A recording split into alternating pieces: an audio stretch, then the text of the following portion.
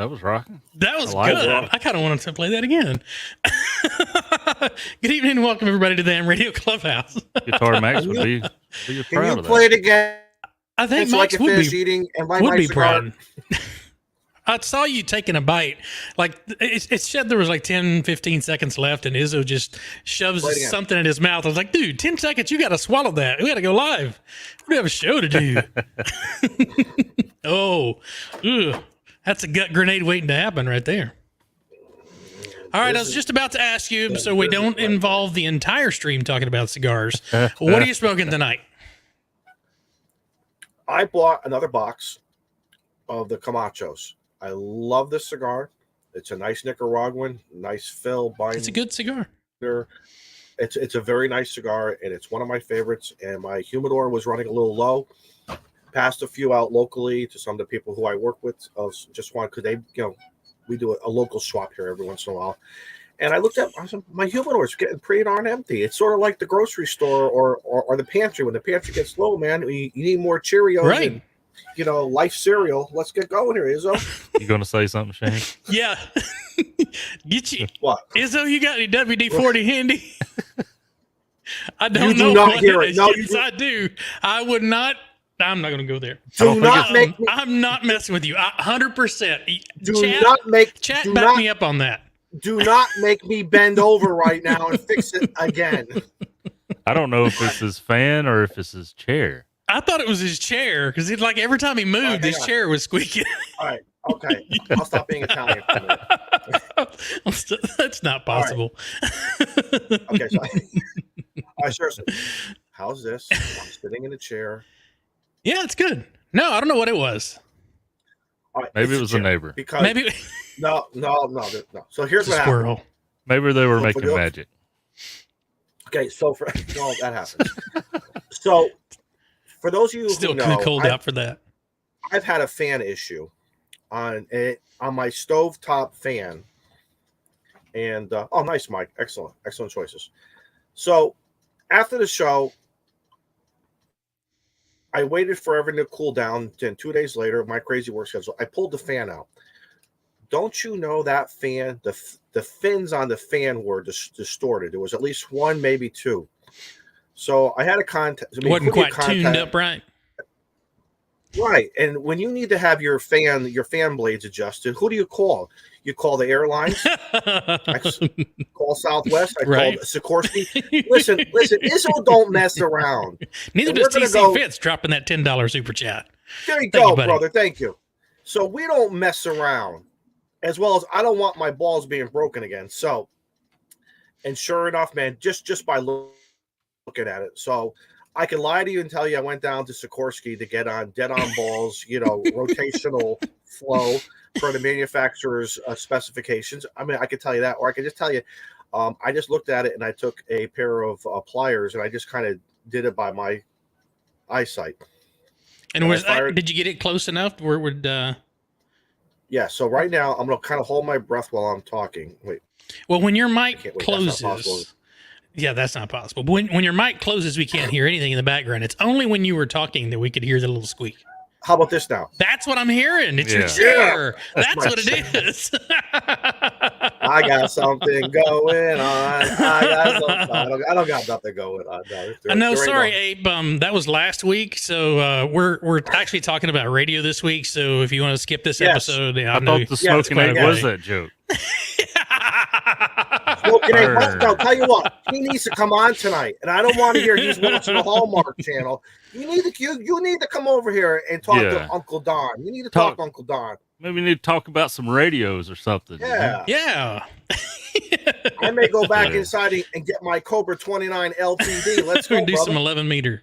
Mm-hmm. Also, the band is open. The band is open. Let's shout out to everybody in the chat that's in green. Hello, Those everybody. are our channel supporters.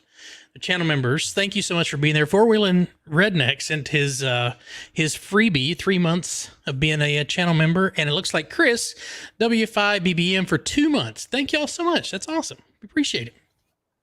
Let me tell you something. Last week, I got reeled in. For any of those who watch The Sopranos or Godfather 3, the famous clip, just when I thought I was out, they brought me back in. after our show last week, I went into our Discord. Oh no! You got Norm in there. Shaq Oh no! was in there. Help me out, guys. Sam was in there. Who's the guy that Molson always forgets his name? Apparently, you do too. So I got it was Ben. It was Ben. Yeah. Anyway, I had a great time to midnight hanging out. I fired up another cigar. If you're not part of Ham Radio Clubhouse Discord channel, if you guys are on Discord, there's a lot of great stuff in there. But the live chat last night after the show was just, these guys had me cracking We just up. need to make that the after chat.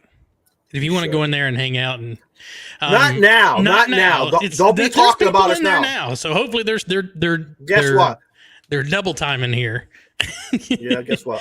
I'll call them out. Andy Cowley sent his message over for 3 months of being a channel member. Thanks, Andy. Andy's always your fan. I appreciate Andy's it. The man. Hey, look at that. He made it. Guy. What's up, guys? Look at his tagline. The VE Master. Master. Like Sensei. The VE Sensei. You know, you were talking about The Sopranos, Izzo. Mm-hmm. Do you remember Perry Mason? Yes. I mean, I may be aging myself here. So HBO, black and white TV. Yeah. So great series.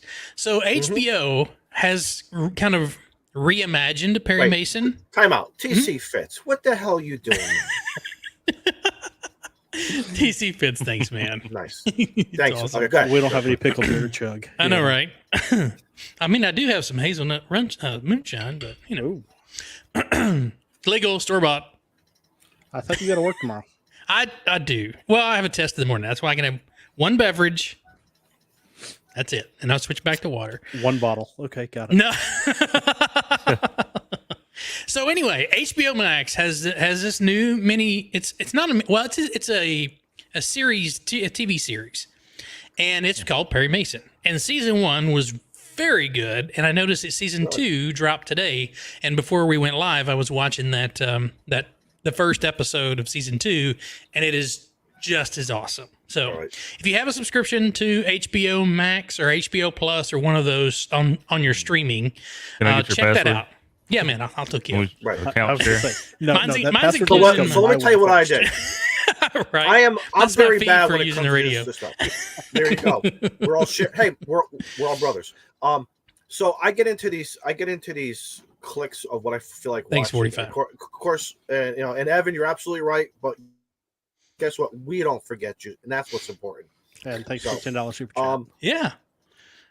So I stopped watching The Sopranos because I said I gotta find something else for a while. Then I went over to if any of those. Hold on, we got to stop this 1 second here. Stand by. Yeah, look at this. TJS 1.0 upgraded to the QR Zombie Club. Thank you so much. All right, sorry to interrupt. Very classy of you, that's important stuff. Yeah. Very. So I started watching Shameless because I loved. Oh God, I love that show. When it was, and this is the American version. No disrespect. But Shameless to me was a series of a family on the south side of Chicago, and in my opinion, Shane, I'm not sure if you felt. Tell me if you felt this way. Every episode brought out something shameless, not once. Oh but God, many yes. times. And many emotions. You could cry. Oh yeah. You can get angry. You can laugh your ass off. Always. And it was shenanigans like you even to the last episode of the season. And I don't want to give away what happened. I have to put a disclaimer on Shameless. Shameless is just that. Shameless. And just when you think someone can't do something more bizarre and more crappy, tune in next week. He's like, someone hold my said, beer. hold my beer. Hold my beer. Man, the things that man does. Good God. I want to say this. Every single actor on that show, the writing, I know for a couple, and it's hard. It's hard after you do 5 or 6 years. How do you come up with new storylines and keep it going? But everybody was incredible, right to the very, very end. Like I said, the acting, the writing, the production. To me, if you guys have nothing, listen. When you just want to just laugh. You want to forget about life for a while. And guess what? Maybe you just sometimes just need that kick in the pants to remember someone else has probably got a little bit worse than you or bad. You know what I'm saying? Yeah. So now I'm back over to Boardwalk Empire. But now you have me wondering, should I start watching some Perry Mason? You should. It's really good. I tell you what, take the next few days, watch it, and then report back next week see if you like the new Perry Mason. It's really good. Especially if you like it's a period piece and the writing's really good. You gotta remember Perry Mason before there was wasn't Perry Mason a radio show too? I don't know about that, but when he was as a detective in the whole court drama, folks, we're talking black and white TV, and this guy had the ratings like you would not believe. This is all before. Well, yeah, didn't have much competition either. Well, no, but there wasn't. But it was the original channels on your streaming service. Correct. Y'all might, just like all of us. We had 4 or 5 channels, and when the band opened up, you maybe get a couple more, but we didn't really know about Propagation back then. There you go. But this was all before SVU and Blue Bloods and Chicago every cop drama known to man. This is before Hill Street Blues, y'all. Oh, yeah? I am telling you, some of those old the demographics in our chat can follow along. Okay, so in other words, we're all going to say are we saying that we're all old and we should be on 75 meters right now? No, I'm just saying that we have good taste in theater and movie creativity. That's right. I would never admit to being old. That's right. Distinguished I'll take a distinguished. That's right. And I will take a nice sifter, please. Can I please have a nice sifter of some nice scotch? It has to be at least snifter. Sniffer? Snifter. What is it? How do you say it again? Snifter. Snifter. And it's got to be about the thing you sift flour with. I want the nice 18-year-old. I want the nice 18-year-old. Scotch, right? No, gotta be 21. Always, 18 is always the benchmark for everything. That's all I did it. I did it. Yeah. Rockford Files. So my Rockford Files. Thank you. There you go. So when I came home from school, my grandparents would watch me because my mom was a basketball coach and she always worked after school. So I took the bus to my grandparents' house. So my grandparents all had all these old TV shows on Betamax. I'm really dating myself now, and so I got to watch all the really cool stuff, all the really old TV shows and stuff. But anyway. We haven't done any introductions. We just kind of jumped right into it. Izzo, things going well on in the Connecticut side? Did you guys get a ton of snow? Here, no, a ton of rain, a bunch of tree branches and stuff went down in my yard. I got enough pile for now for a small little bonfire. Right. Seriously, it was amazing. No flooding, no snow. Good. We had about 5 maybe 6 inches, and then 2 days later it was gone. So. And it figures it always happens on my days off and everything else is just kind of getting crazy. So, but however, to talk about Radio Ape, one of the things that I was able to say, hey, listen, we just don't push it aside. We go play. We go play on 10 meters. We go play on 12 and 15 and 17. So the bands have been absolutely incredible, as well as from all of our other friends like KAMRD and so many other guys who are pushing out video content and social media content. They are not lying. 10 meters in the upper bands are just absolutely incredible. For a guy like me, as you know, who loves 40 meters, 40 meters has changed. Everyone says, watch what happens. It's kind of, and they're right. But guess what? It'll come back again. I'm not worried about it. So we'll play on the other bands and the other modes that we, still enjoy. It's part of the hobby. We'll come back to 10 meters shortly too, by the way. I was going to ask so that's what's going on. Touched on 10 meter change. If you look down there, I've got it queued up and ready to go. I saw that. He's got it queued up. He's in the queue. Well, good to hear, Izzo. Joe Brett, did you survive the couple rounds of storms that y'all had? I think y'all had a bunch. It was a little iffy. What was left over from Texas finally blew over. We didn't have a lot of the storms wasn't that bad, but the wind the storm come through and I'm like, oh, well, that's blowing pretty good, and it lasted for like 3 minutes. I was like, that was it. And then it was calm for about an hour, and then all hell breaks loose. Yeah, well, I didn't want to say the backside, but the backside here comes storm. all the wind. Come on, Joe. Yeah, the RFD there. Yeah, there you go. But yeah, we was the backside. It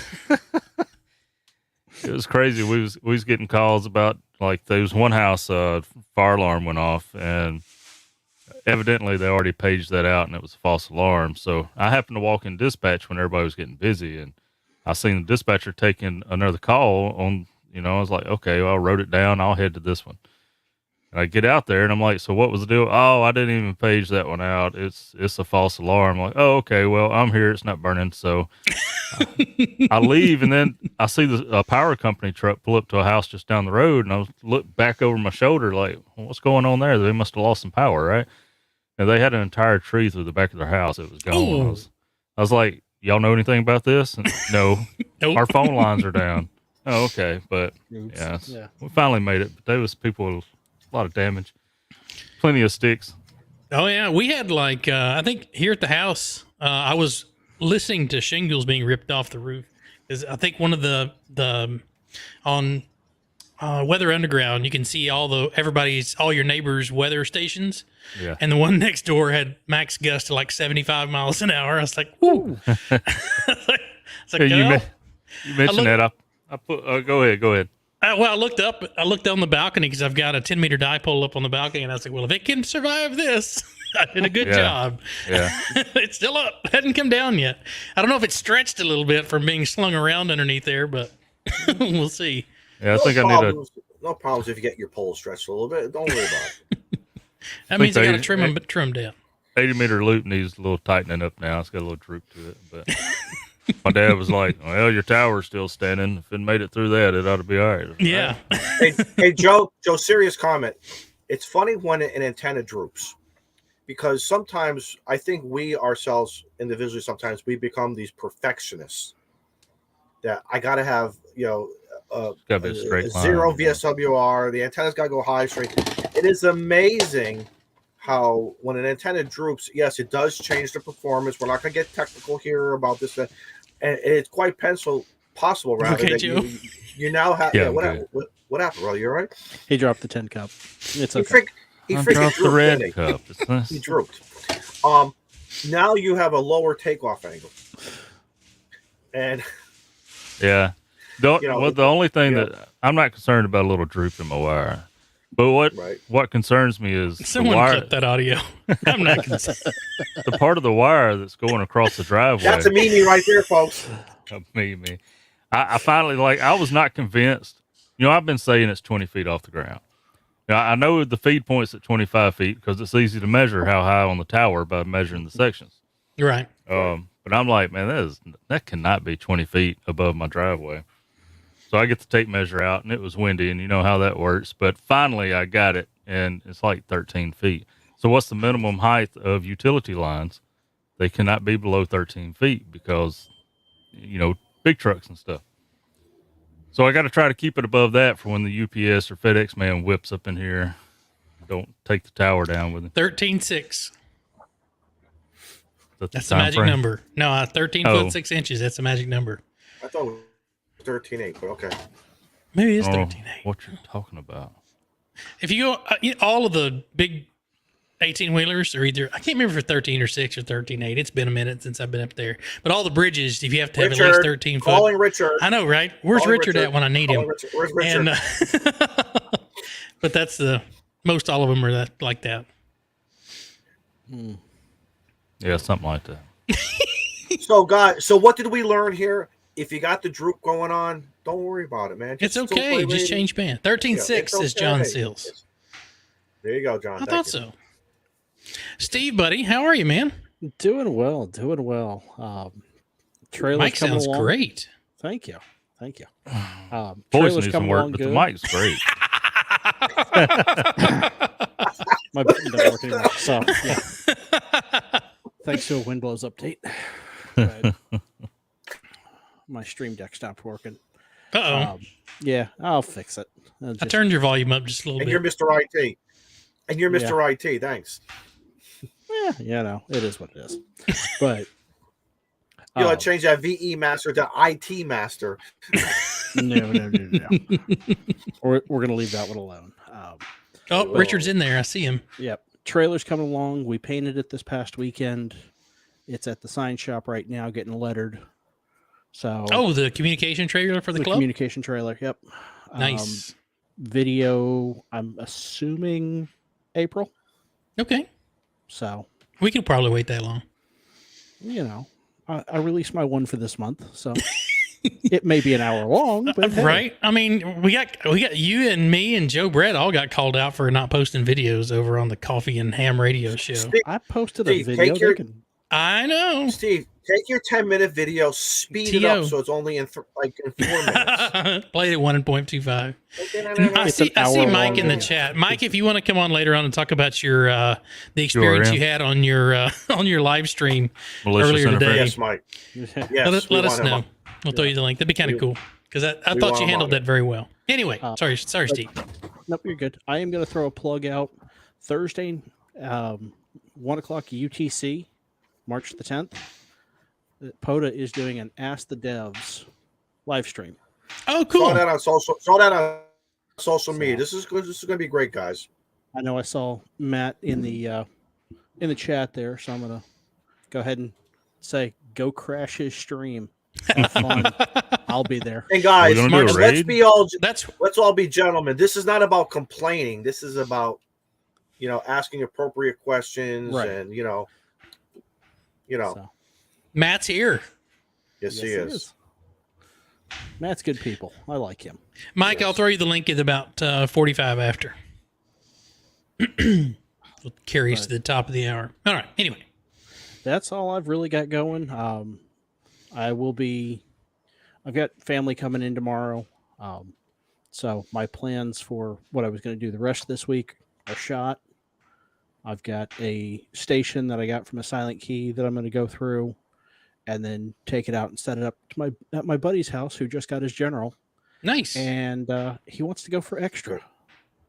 Extra by April?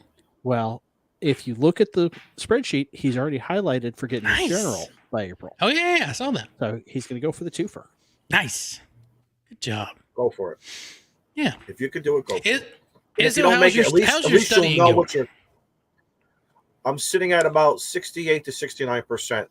I'm bouncing from studying the different chapters, but I'm stuck. I'm stuck in that in that we call it the valley of being hard on myself, and it's chapters 5, 6, and 7. I think I'm doing like 30 to. Is it the math stuff part that I don't know? It's just stuff that I don't know. It's stuff that I don't use. It's stuff that I don't care about. It's so you again. It's that psychology of I'm stuck in that rut. That's the word I was looking for. Yeah. I'm in that rut of why do I need to learn this to get my extra? Because somebody long time ago said we should probably learn this so they can get on the radio. Oh, geez, but it's funny. But when I go down to the extra portion and I listen to some of the conversations, oh yeah, what the hell is that? So, the moon's getting hot. What's going on here? What's he feeding? Somebody's having up there? No, something's having cooking some fajitas on the moon there. Don't you dare say anything to him. I guess that just means I'm in the hot seat now that I'm starting to sizzle. No, but seriously, when you go down to the extra portion of some of the bands and you listen to some of the conversation types, I can't do that anymore because I'm like, so these people were just very good test takers, but yet they're talking so absurd. And I know this is America, but you know where I'm going with this. But yeah, that's why you just spin the dial, man. Spin the dial, throw out some CQs. Why there's a VFO? There's a lot of just spin the dial, move on down the road. Yep. No matter how you study or whatever, there's going to be somebody to disagree with you. So this is one thing about studying for the test. When I studied for them, even beginning with my technician's license, I wanted my ham radio license to start participating in the Skywar nets I was hearing on the scanner. That's what got me into it. But when I started studying, I was like, oh, you can do this, you can do that. That's interesting to me. So when it comes to general and extra and stuff, if I found something that I was interested in, I'd study a little bit more on it. But the crap like Izzo was talking about that I didn't care about, and I can't math, so I completely skipped the math and memorized everything else. And something interested me, I learned more about it. Joe, T.O., and I got to hook up with T.O. privately, offline, as they say. Ooh. Because he said he said he gave me some advice a while back when I was actively doing this, a couple of years ago. He says the chapters that you force yourself to 100% of the time. Right. Mm-hmm. And then the other ones you can kind of calculate if you still don't give up, but don't waste your brain power in areas of. I think I might need to do that, but I don't want to go in at 74%. I want to be able to take that test on all the practice tests where I'm seeing like 80, 82, 84 or higher. So, but I'm going to benchmark myself at 80. I want to go in at 80 to 82% of all the chapters. So I could say, hey, Steve, hook me up with an online.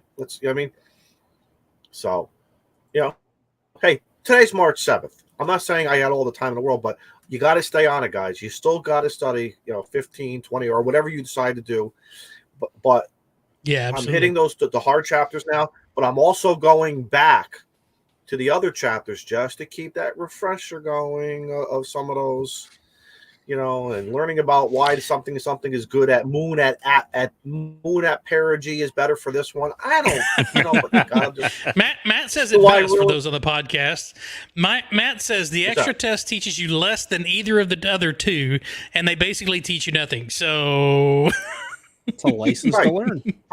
It's a license to go out and have fun. That's it.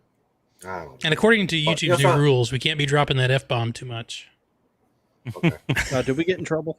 No, we didn't. About fun. But YouTube changed their characteristics of what is considered vulgar language. If we can make it past the first 7 seconds of the show, listen, which we have a 2-minute countdown, so listen. All right, I'll talk like the old guy for a second. If George Carlin took care of those 7 dirty words, yeah, exactly. I don't understand why we're going backwards now. Look at this. And I don't understand. Yes, we are talking about ham radio. We're trying. Izzo's putting a great effort. Right. And when I go on that TikTok and everyone's playing everything from Rascal Flatts to Poison to everyone's playing their music in the background, and I don't understand how come we can't or reference it. I don't understand. So, all right. So there's a difference in you have to be able to send your audio to the people who are watching. And there's also audio that goes to the VOD server, and the VOD server is recording everything, and then it spits out that recording. And as you're recording that, you're getting checked for DMC strikes. So people on Twitch and some of the people on YouTube are just sending that audio of the music over to the people who are watching, and are not sending it over to the server that's recording them for the video on demand. You're talking like the extra exam. Stop. Dummy it down. I'm trying to dumb it down, buddy. Dumb it down to the dummy here. So your music do like that, not do like that. Well, what if I want to do the funky Cole Medina or something? So you just have to split your audio to where if you want to use copyrighted music, you send your audio to your stream that you want people to watch and listen to. You send that out with your music, and then you send the other part out that doesn't have your music involved. You just have to split the audio, which we can't do on StreamYard. So therefore, I am tasked with hunting down tracks that aren't copyrighted material or that we pay for, which we do. We pay for most of that music, is included in our Canvas subscription. Nice. Okay. Yeah. Good. As well as buy me a coffee. You want to buy us a coffee? Buy us a coffee. We do have a buy me a coffee. Help us bring you another rockin' jam next Tuesday night. Buy me a coffee. Thanks for posting the link there, Steve. Yep, buy me a jam, man. Buy me a jam. There you go. So I've been studying for this, the exam that I have tomorrow. I've been studying for that the majority of stuff, so I haven't started on my extra yet. So you're way ahead of me, Izzo. But tomorrow is my work exam, which gives me a promotion, and then after that exam, then I'm going to start on the extra stuff. So hamstudy.org is already queued up. Got that ready to go. I'm going to try to do 30, 45 minutes, hour each time. So I like it. So, and I find I've had good success doing it right before I fall asleep. I don't know why. I've had real. Because then you sleep on it. But I'm stuck at 69. What that man? Oh, of course you are. Can we just get over the hump? We just get over that hump. No, Here we go. because you always get a frog in your I'm not throat. going to let it happen, Joe. I'm not. 32 minutes into the show. Oh, Thank you, now Ron. I know what Appreciate you're that. talking about. So- Now I know what you're talking about. Took you a minute. So the title of the show is Holy Propagation Batman. I want to know if you've been working 10, 12, 15, 17 meters, put a 1 in the chat. I want to see how many people are taking advantage of this fantastic solar cycle that we're running up on. So I'm going to wait for those to pop in. And while we do, Steve, I want to say thank you for for setting up the remote station. Absolutely, my friend. So the guy that I was using the Flex on, he sold it, said that he was going to be moving on from ham radio stuff. And I said, well, all right, that sucks. So I've got my 7300 sitting on my table here, and I've got the 10-meter dipole up. And Steve shot me a message. He says, hey, why don't you just remote into my 7610? And I was like, don't threaten me with a good time. 7610 step by hour, baby. Yeah. So I said, okay, cool. So he set it up, and so we got in to test it. It was a couple days ago, and I get logged in, and Steve said, yeah, I just worked Eric over in Hawaii. And I was like, Hawaii from South Carolina? That's interesting. So I said, well, let me test everything out and get it spun up. So I spent probably, I don't know, 20 minutes or something playing around. So not only did I get Hawaii, I also got Australia and New Zealand, and that's on 100 watts on the step IR. And I think you've got, 6 dB a gain on that thing on 100 watts. We're probably at, 400 watts as it comes out of the antenna? Hang on. Let me flip over here to 10 meters, and we'll pull it up. Nice. But so I've been trying to get Hawaii voice forever, and Australia and New Zealand both have been killing me because I can't get them from my house. I keep trying to schedule something with Hayden over there in Tasmania to try to get something set up, and I was like, well, there's a contest going on, so I figured the bands are going to be packed, and they were. 10 meters was jam packed, and so he had Eric's stream pulled up, or had his frequency in, and I was talking to Eric, and he sounded as if he was in, say, maybe, for me, Atlanta, Georgia, because Georgia comes in, like I got a pipeline to Georgia and a pipeline to Florida. And with that, on 10 meters, I had a pipeline to Hawaii, because he was a legitimate 5.9. There was no hiss, no nothing. The band conditions were absolutely perfect. And so I was like, you know what? I made the contact with him, and I was like, let me pull up the DX Heat. I was like, let's see if there's any VK stations out there.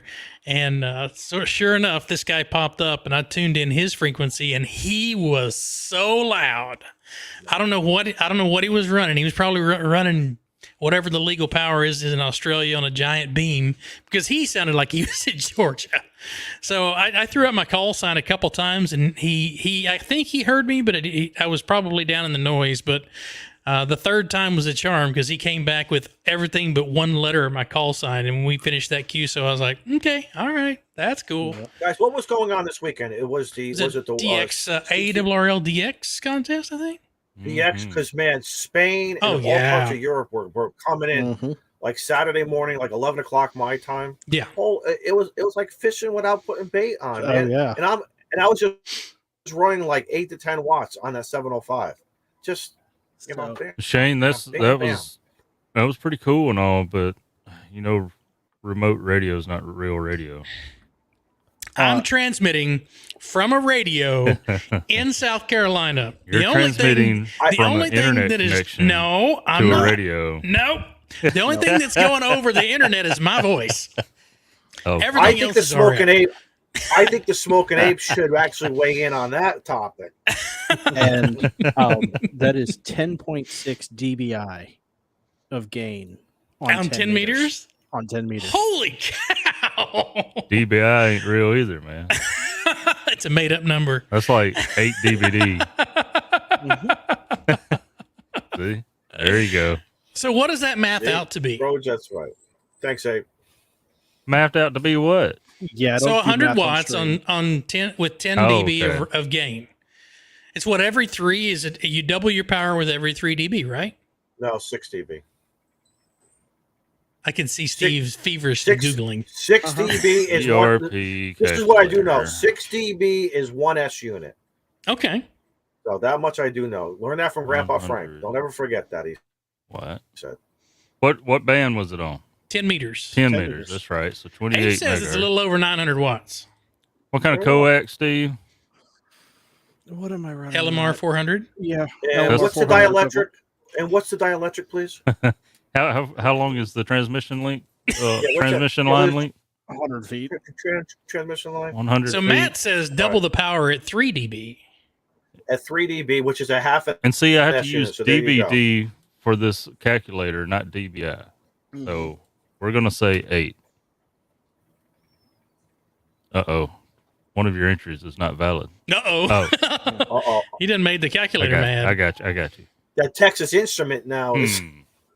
So I don't know if I put 8 dBd, 100 feet of LMR, 2800 megahertz or 28 megahertz at 100 watts is 542 watts ERP. Yeah. Between 5 and 900, I'll take it all day long on a 100-watt rig. And my 2-meter Yagi comes out to be like 16,000 watts on the ERP when I'm pushing the 300 through it. Bob, K0 Papa Foxtrot, thanks for the 3-month on the Cigar Lounge, man. All the way to the top. Thank you. That's fantastic. man. That doesn't show up in StreamYard, so I can't put that up on the screen. But Bob, thanks so much. I got the Thank you, chat Bob. over here looking. And Molson had a work thing tonight, but Yes, he did. He will be back. You know what it was? That was a Zamboni run out to the Dairy Queen, probably. I'll bet you he may pop it. He may pop it. You know him. Yeah. But guys, you know something? I look at it differently, only because of how my grandfather taught me when I was, a youngin'. Don't worry. He says, "What do you want to achieve?" He said he looked at it from the other side of saying, "How many S units do you want to be?" And then go from there versus doubling your power. And because I was just again, there's curious. a lot of There factors. wasn't a. No, I didn't have no. I was just curious how loud I was being heard over. And that's important too. In Australia, when you start looking at your state, Eric can comment on the other. And you're absolutely right. But however, when you want to improve your station, that's what you got to look at. Oh, sure. Absolutely. How many S units, and then what do you do to it? Do you increase the power? Again, there's ways of forward gain. And listen, the old guys in my club used to say you got multiple ways of doing forward gain. You can do it through the AC outlet, or you can do it through the antenna and the feed line, or both. Or both, yeah. And talking about Beetlejuice. that brings up another question. So, is there really a point in getting over a 500-watt amplifier if you've got an antenna that has, say 560 dB of gain? Are you going to gain that much more in the price difference of an amplifier that big versus an amplifier that's at 1500 watts? Grandpa Frank would then follow up and say, "How much money are you willing to spend?" Right? Really, that was the bottom line. Or how? If you're doing 300 watts, you come here and you start crunching on stream. We're trying to have a ham radio conversation to satisfy the ape, and you come in here on chawing. I've been listening for the last. It's the Daniel we know, man. It's the Daniel we know. We wouldn't have him any other way. See, look at that. Check. Yes, One, yes, 2, 3. absolutely. Yeah, I'm just talking over you. Go ahead. Listen, I've been listening for the last 40 minutes, and I'm shocked how much radio there's talk. The only thing that's missing, guys. Bull crap, man. Listen, the only thing that's missing is a screen, like a video camera on a radio, like cover the front, and reading the owner's manual, like you know what you're talking about. And then you guys would be like 90% of the YouTube channels out there. I'm telling you. I'm just going to say this. Since we've been talking to radio tonight, our viewer count is down. I was gonna say, it seems like everybody else Daniel, prefers does that dick make you happy? jokes. I'll just put the radio. I come here to relax on a Tuesday night, and you guys are talking radio. What in the hell? If I want that, I'll go to Coffee and Ham Radio. Yeah. If we want to learn something, we'll go listen to Chuck and Ape. But T.O. no, but seriously, Jim. And another thing that Grandpa Frankie said, like, if you're gonna start again, this was his opinion, y'all, and if you share it, that's great. If you don't, hey, to each his own. When he was running his amplifier, if he'd have the 1500, but he wouldn't be running it hard. He'd run it at like 7 to 8. He always said run it cooler, man. Yeah. And it's gonna be much more efficient. That makes sense as though now that you bring that up, because I think Callum mentioned that on one of his live streams. He was saying that he has his amplifiers are capable of 2,000 watts, but he only runs it at 400 or 500 because that leaves so much headroom in there so that he can make it last a lot longer. We learned that doing repeaters here, at least in my region. So many guys I knew were buying 200-watt amplifiers, because they're coordinated for that, and they're pushing the hell out of it, and then they're wondering why. The longevity, because you get guys like me on that repeater, and we're keeping that repeater hotter than this cigar, and just run it cool, man. Buy a bigger amp, but run it cooler, you'll do fine. I don't know, man. Like talking about amps, the meters on the amp has a lot of space till it gets to this little red mark, and I paid for all that space. That's the other way of looking at it. Forward gain through the AC outlet. Yeah, just like my 7300, I usually keep it between like 80, 90%. I don't run it at 100% the entire time. There's no reason to run that are all of our. I don't care if it's ICOM, Yaesu, Kenwood. I don't care who you're running. You got a 100-watt radio. Trust me. If you run it at 75 or 80 watts, and you're going to be doing a lot of operating, guess what, man? She gonna heat up a little bit. But that's fine. That's fine. Push it. Eric's got a good tip too. Yeah, Eric has a great idea here. Just set up near an ocean with a KH6 call, and you won't need an amplifier. Good point. Excellent point. Yeah. Excellent point. As long as you're actually in Hawaii. Yeah, exactly. We know that other guy. None of this Virginia stuff. Kilo Hotel call, So for those of you who maybe don't have an ability to try out 10 meters, I came up with a pretty simple solution. What do you recommend, Shane? What do you think? Well, it depends on how big of a space you've got, but the maximum that you need is 16 feet. Wait a minute. Right. It's already flawed. Why is it flawed? Because you said the folks that may not have the ability to try out 10 meters, which insinuates that they don't have a rig to operate sideband 10 meters. You got to start there, man. If you have a radio and you don't have a 10-meter antenna, I have a solution for you. And if you don't have a radio, you can you can find you some sideband 10-meter only radios out there, Yes, that's very true. I think was it Mike at the Houston Ham Fest? I think he found there was like a 10-meter rig in there. I think it's like 10 or because I know a guy who had a unit end 2510 when he first got licensed in 1989-90. That's what I was doing, and I was using the old Antron 99. We were fooling around with a homemade antenna, a dipole. We were fooling around with the basic stick to a magnetic mount and just go, man, on a cookie sheet. Go, man. But my antenna was $22. That was for a BNC binding post and a roll of wire.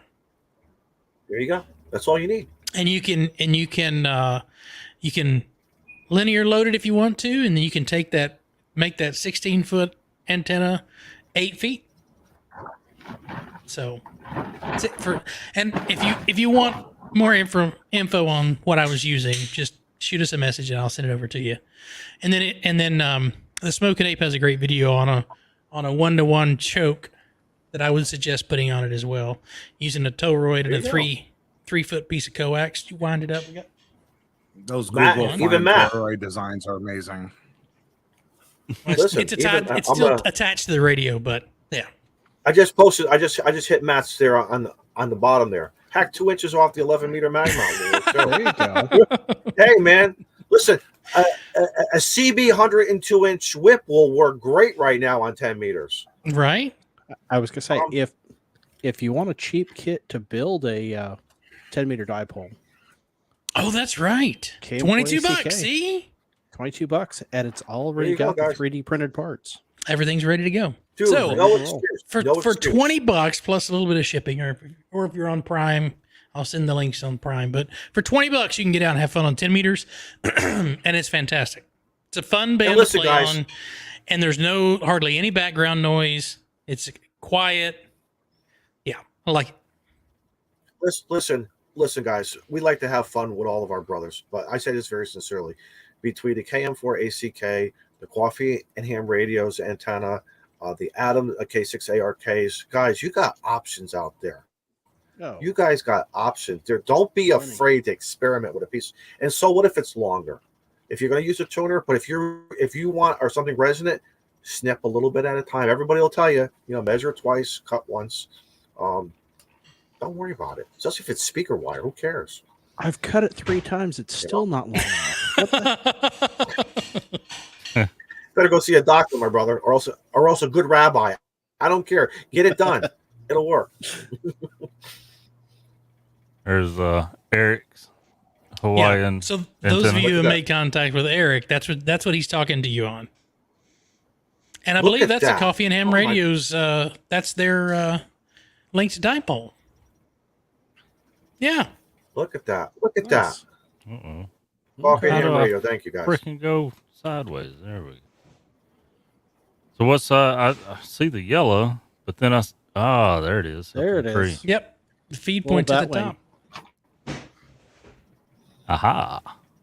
And I know the argument has been out there, whether you put the feed point at the top or the bottom. I've had equal on both. I personally have had no difference on transmit and receive. Whether Matt's got a really good point here. If you have an old 10-foot extension cord, you got plenty of wire to build a 10-meter dipole. Yeah, that's right. Just strip it down. He's absolutely right. Strip it down. Yeah. He's not wrong. He's not wrong. Guys, we're 49 minutes into the show talking radio. Oh my God. Yeah, it's nonsense. The Smoking Ape would be proud of us. He already said we exceeded his expectations. Yeah. We take our criticism to heart. Yes, we do. Well, sometimes. Speaking of radio things, I may have gotten a hold of a file. Ooh. Oh, make that bigger. That's little. Put Steve bigger. Make Steve big. You know what that is? I do know what that is. I guess I'll do it. Hang on. No, come on. Oh, is that for the Yeah. The antenna I got Mike in my sent garage? me the file so I could print off my own tri-lam. But that's it. So video to come on that one. I just lost Discord. I had something in Discord. It's okay. Give me 1 second. But yep. Hey, Steve, did you you moved your backdrop a little bit. A little bit. A little bit cleaner back there. Oh, well, I'm working on cleaning up the shack, Wow. Hey, Molson. Wow. Hey, Looks Molson, like, just so you know. I've gotten yelled at. Molson, you need to say hi to Evan tonight. Yeah. Could you just say hi to Evan tonight? Just give a Hi, shout out to Evan Evan. Park. There you go. Ah, shit. How do you say his last name? Barkhack? Barcheck. Barchak. That's right. Pay the tab.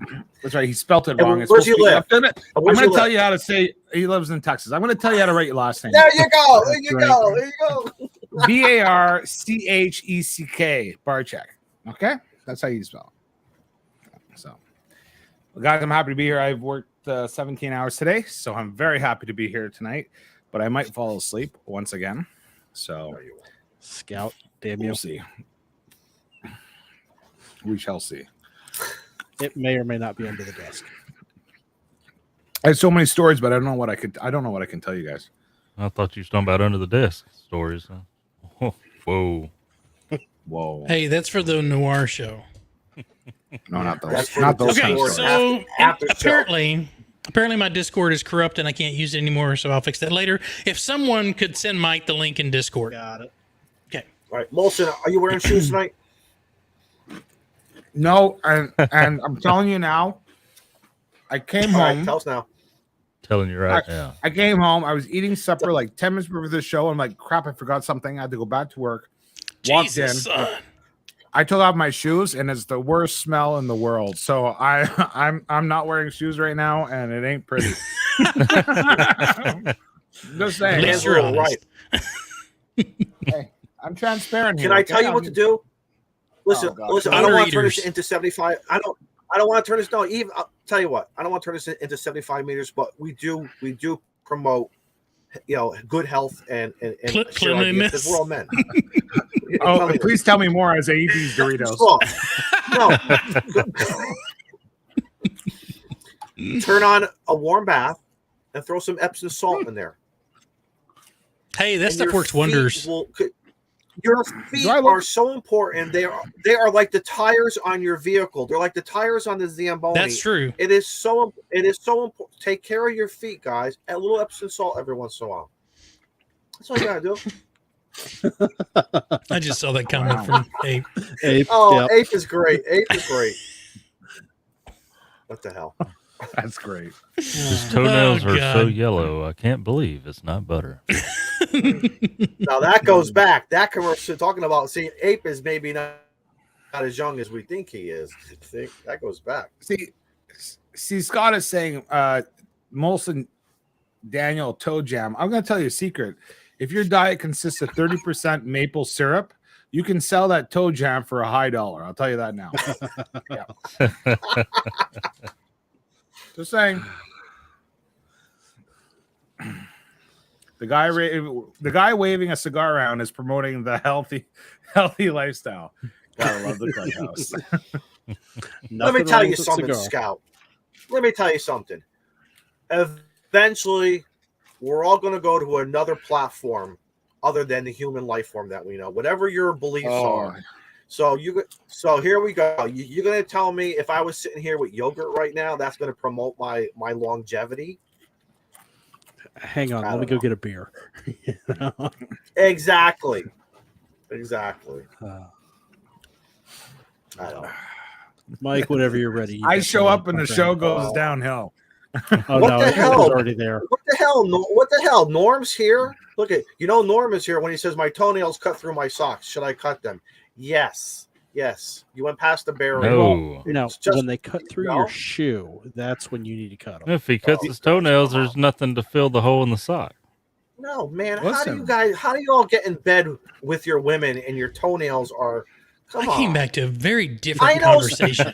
Sometimes women don't Yes, always yes, shave you their do. legs, especially in the colder, your regions of the. But still, though, guys, you gotta take care of yourself for your woman. A little hand moisturizer every once in a while. You know what I mean? That's why they make O'Keefe and other good stuff like that for us. Come on, man. Swipe left. Somebody save Swipe us. left. Well, guess what? We stopped talking radio stuff, didn't we? I'm sorry, Scott. Scott's right. He says Molson arrives and what is it? And no more radio talk. Listen, I don't know what to tell you. I disappoint myself as well. Okay. Man, I wish I could tell you guys stories. Why can't you? It's been a hell of a week. So what if you were to change the location that the story took place and the characters involved? Could you tell the story then? No, I couldn't. No. Oh, okay. Is this regarding long toenails? We're talking about something different. Because did I miss something? It's regarding his 17-hour day. Oh, it's 17-hour day. Okay. Yeah. So how about you guys? Have y'all been playing radio or no? Because I haven't heard any of you guys on the air. And I I've usually been hear Joe playing Brett a Call lot. of Duty. I've been playing Hogwarts Legacy. I seen that on your Discord status the other day. Yeah. I need to stream it, I guess. That's why I had to text you and say, hey, try the radio. I'll be sitting here at the house. I was slinging wands and stuff, man. Don't hate. Is that what they're calling it now? Yes. Yes. Swinging wands, man. I gotta catch. It's a great, I gotta. it's a great game. I'm from a different Just don't cross the generation, man. I streams. gotta learn about all these two sayings because I don't want to say it in the wrong context. It is though. Get myself in trouble. With It's HR. literal. The game is about It's wizards, literal. and you throw your wand in order to cast a spell. So Last time I did that, you know what there's happened? no undertones there. Hopefully, You you know didn't what end up in jail. You caught a charge. I made two one kids. contact this weekend. Right. So 45 Auto just called me out, and it's been It's been a quite hot minute. some time. Yeah. Yeah. It's called Burnout Man. Sorry. I will be podiing soon, I promise. No, we don't call that. Can't afford the It's gas called- to get there and back. No, it's called. That's true. It's called a balance. It's called about having a balance. You want a balance of life. Well, usually when the day is pretty enough that I want to go down to the park and play radio, it's pretty enough to fly the balloon.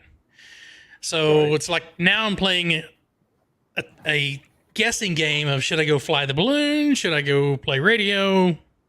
Too many hobbies. Welcome to my life. Right. Hey, no lie. No.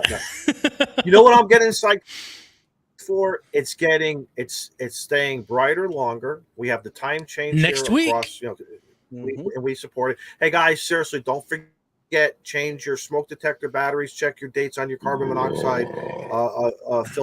Well, that's all What was important. that? So Nice. please do that. Shit. I thought my Everybody- camera was. I thought it was muted. Dude, that came all the way It's a from your little late now, toes, buddy. didn't it? Was that your toes talking?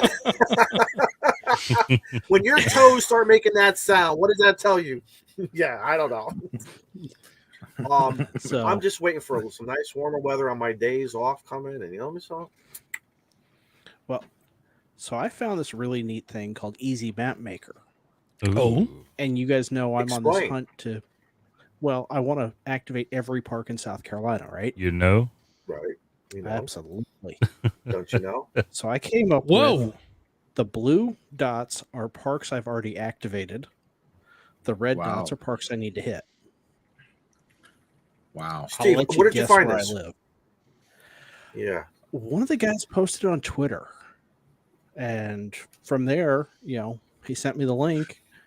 And all you have to do is go in and download your park list from Poto.app, and then you can upload it into the Easy Map Maker. So, Yes, I you're have gonna- a video in the works on it. I oh, already so did a you want us write-up to on wait for the video No. to get the No. link? Or do we need to go full screen the link, to get the get that? There you Or go. are you going to share it? Yeah, hang on. Joe Brett Sharp tonight, guys. Joe Brett Sharp is a pencil, like a number 2 pencil. Would say it's like playing need to- cards do I with my need to- brother's kids, but that's the other show. Yeah. Yeah. Ah, So do I need to Hey, unshare Steve, this take while him you go out. find it so that we don't see any incriminating evidence in your search No. history? No, I'm actually Okay. pulling up the link that I did on my Yeah, club well, website. I did a when you're quick little pulling write-up on up, you better drop. Don't worry about pulling up. You should worry about dropping. it. So, I was going to say, take your mouse, and show me Mo's general area. Doth my eyes Mo- deceive me? Do we have a peanut Up butter and this way. jelly in the stream? Where's Mo? Mo's PBJ. about there. Okay. What's up, Ariel? Good Up, to see you, up buddy. in your Greenwood Thank you. area. Okay. So Thank you. let's grab this one. Steve should do a video on how to do this. I will do a video. Hey, I'm giving you content, buddy. He said he was doing one. Oh, okay. There's the link to the write-up that I did. Oh my gosh. Why can we go straight to it, man? Oh, Let's do Like this. you're a Do I content get my? creator or Such something. a testy group tonight. How about this? There. Do I get All my? right, there we do go. I do I get my extra before Steve gets that video pushed on the air? You may get your extra before I get mine. you son of a bitch. I'll get that video done this weekend just for that. Now that's a challenge right there, bro. Doug got thrown down. That's how we challenge it. So, Trident Amateur Radio Club. that is So my local club. All right. when you come into the club meetings, do they hand out Trident gum for you? No. Does the They one working the probably front should. door, Be does he lot have a cooler trident if in they his hand? did. No. The local college is Trident Technical College. And so there's a whole Trident thing with the Navy history here. You have a Trident spear? Thank you. No. You should. I could make one, though. I could 3D print one. Another video. There you go, buddy. Yeah. No. Hey, Richard, take care. Hey, Okay. Richard's checking out. I Hey, have guys. a list of. Richard, Oh, mobile safe, 73, brother. Richard. Thanks for jumping Take it in. easy, Richard. Bye-bye. Mobile safe. But now I've got. Okay, so this is what you I've got a do. list You of take, videos. Molson sends you a picture of his feet. You post it. That is Oh your my God. incentive to get that up. You can't take the No. picture down until you get. I will do that video tonight, just so I don't have to see that picture. That's called incentive motivation. And there you go. Incentivized motivation. Incentivized. Or else you will be desensitized. Well, Oh my Got a God. bite to it. Oh, goodness. Mississippi. What are you drinking? let's. What are you drinking? This is a Western Sun bourbon. Or no, it's a whiskey because it technically can't be a bourbon because it's not made in Kentucky. So I'll throw that one up there. Oh, wow. That You was three, the last you one. three printed that? No. Oh, okay. That was in my smoker yesterday. Oh, that looks delicious. That looks delicious. And Add some when you baked grab the beans, bone some and it comes corn out on like the that, cob. Oh, That's when you hell know yeah. you've done it right. you Oh, done you're it the right. one that posted that? Yes, sir. I didn't even Yeah. look at the name. Uh-huh. Check that. Is that like an Oh, electric smoker or what? Yeah, it's a pellet smoker. Oh, So okay. yes, I cheat. I don't care. That's guys. not Have the- cheating. Decency to show the sandwich I ate? Oh, you want me to show your sandwich? Man, yeah. All right. Well, while he's looking for that executive meeting, real quick, It's right you know there. what we should do for a show Oh idea? my God. We'll get some guys on here. We'll get some guys on here who smoke on a regular basis, and they'll talk. We should be talking about smoking. This Yes. sandwich right here was a Is that a French pulled- fry on the sandwich? no, that's a bun in the middle. Onion, Oh, okay. onion ring. So it's like Oh, it's a bun. what's that thing, that sandwich from McDonald's? The The Big Big Mac? Mac. So that's a barbecue Big Mac? Yeah, pretty much. That's the way That's it's plain. that's a quarter pounder. No, This- no, I mean, nope. my arteries are clogging just looking at it. The Yeah, Big That Mac looks was good. 2 all beef Two all patties. beef patties, special sauce. Wait. Say it. Finish it up. It's cheese meat Uh-huh. cheese. I was wondering who was going to go with it. 2 all beef Two patty all- special two all sauce with a beef patty sesame special seed bun. Pickles. Their special sauce is Thousand Island dressing. Just so you Yeah. know. Don't tell anybody. It's not secret anymore. Don't. And tell it's anybody, gross. though. It is gross. I can't tell you the last time I've had McDonald's. It's probably been over 10 years. I had it It's a, Sunday. oh, Sunday? You want some? no, I You don't. want some? The Why? smell of Why? McDonald's makes me want to go, ugh. Does it really? You see the cat when the cat smells, what is it? What is it? No, when the cat eats Fuck, ice cream. It's, The cat eats ice cream. It's like, or no, or they start eating grass because they have a stomach ache, and then they start. that is a old wives' tale that's hairball. not true. Hairball. Because right? my That's dog eats hairball. grass every time he gets a chance, and he doesn't have stomach issues. No. Are you sure? Well, that's why he doesn't I'm have 100% stomach issues. sure. He just does Okay. it to annoy me because 45 minutes later, as I'm sitting here watching TV or I'm playing Xbox, I hear a All right, guys, take note. When we finally get together and we go to Shane's house for drinks, and we all got to do it at the same time. right, He's gonna throw us off the balcony. right. I'm on the 3rd floor. That's gonna hurt when you hit. That's gonna hurt. Splat. Yeah, the fall doesn't No hurt. hairball It's now. that sudden stop. Mm-hmm. Yeah, Carlos would tell you that. The fall's not what gets you. Mhm. That sudden stop. I call it deceleration trauma. Yes.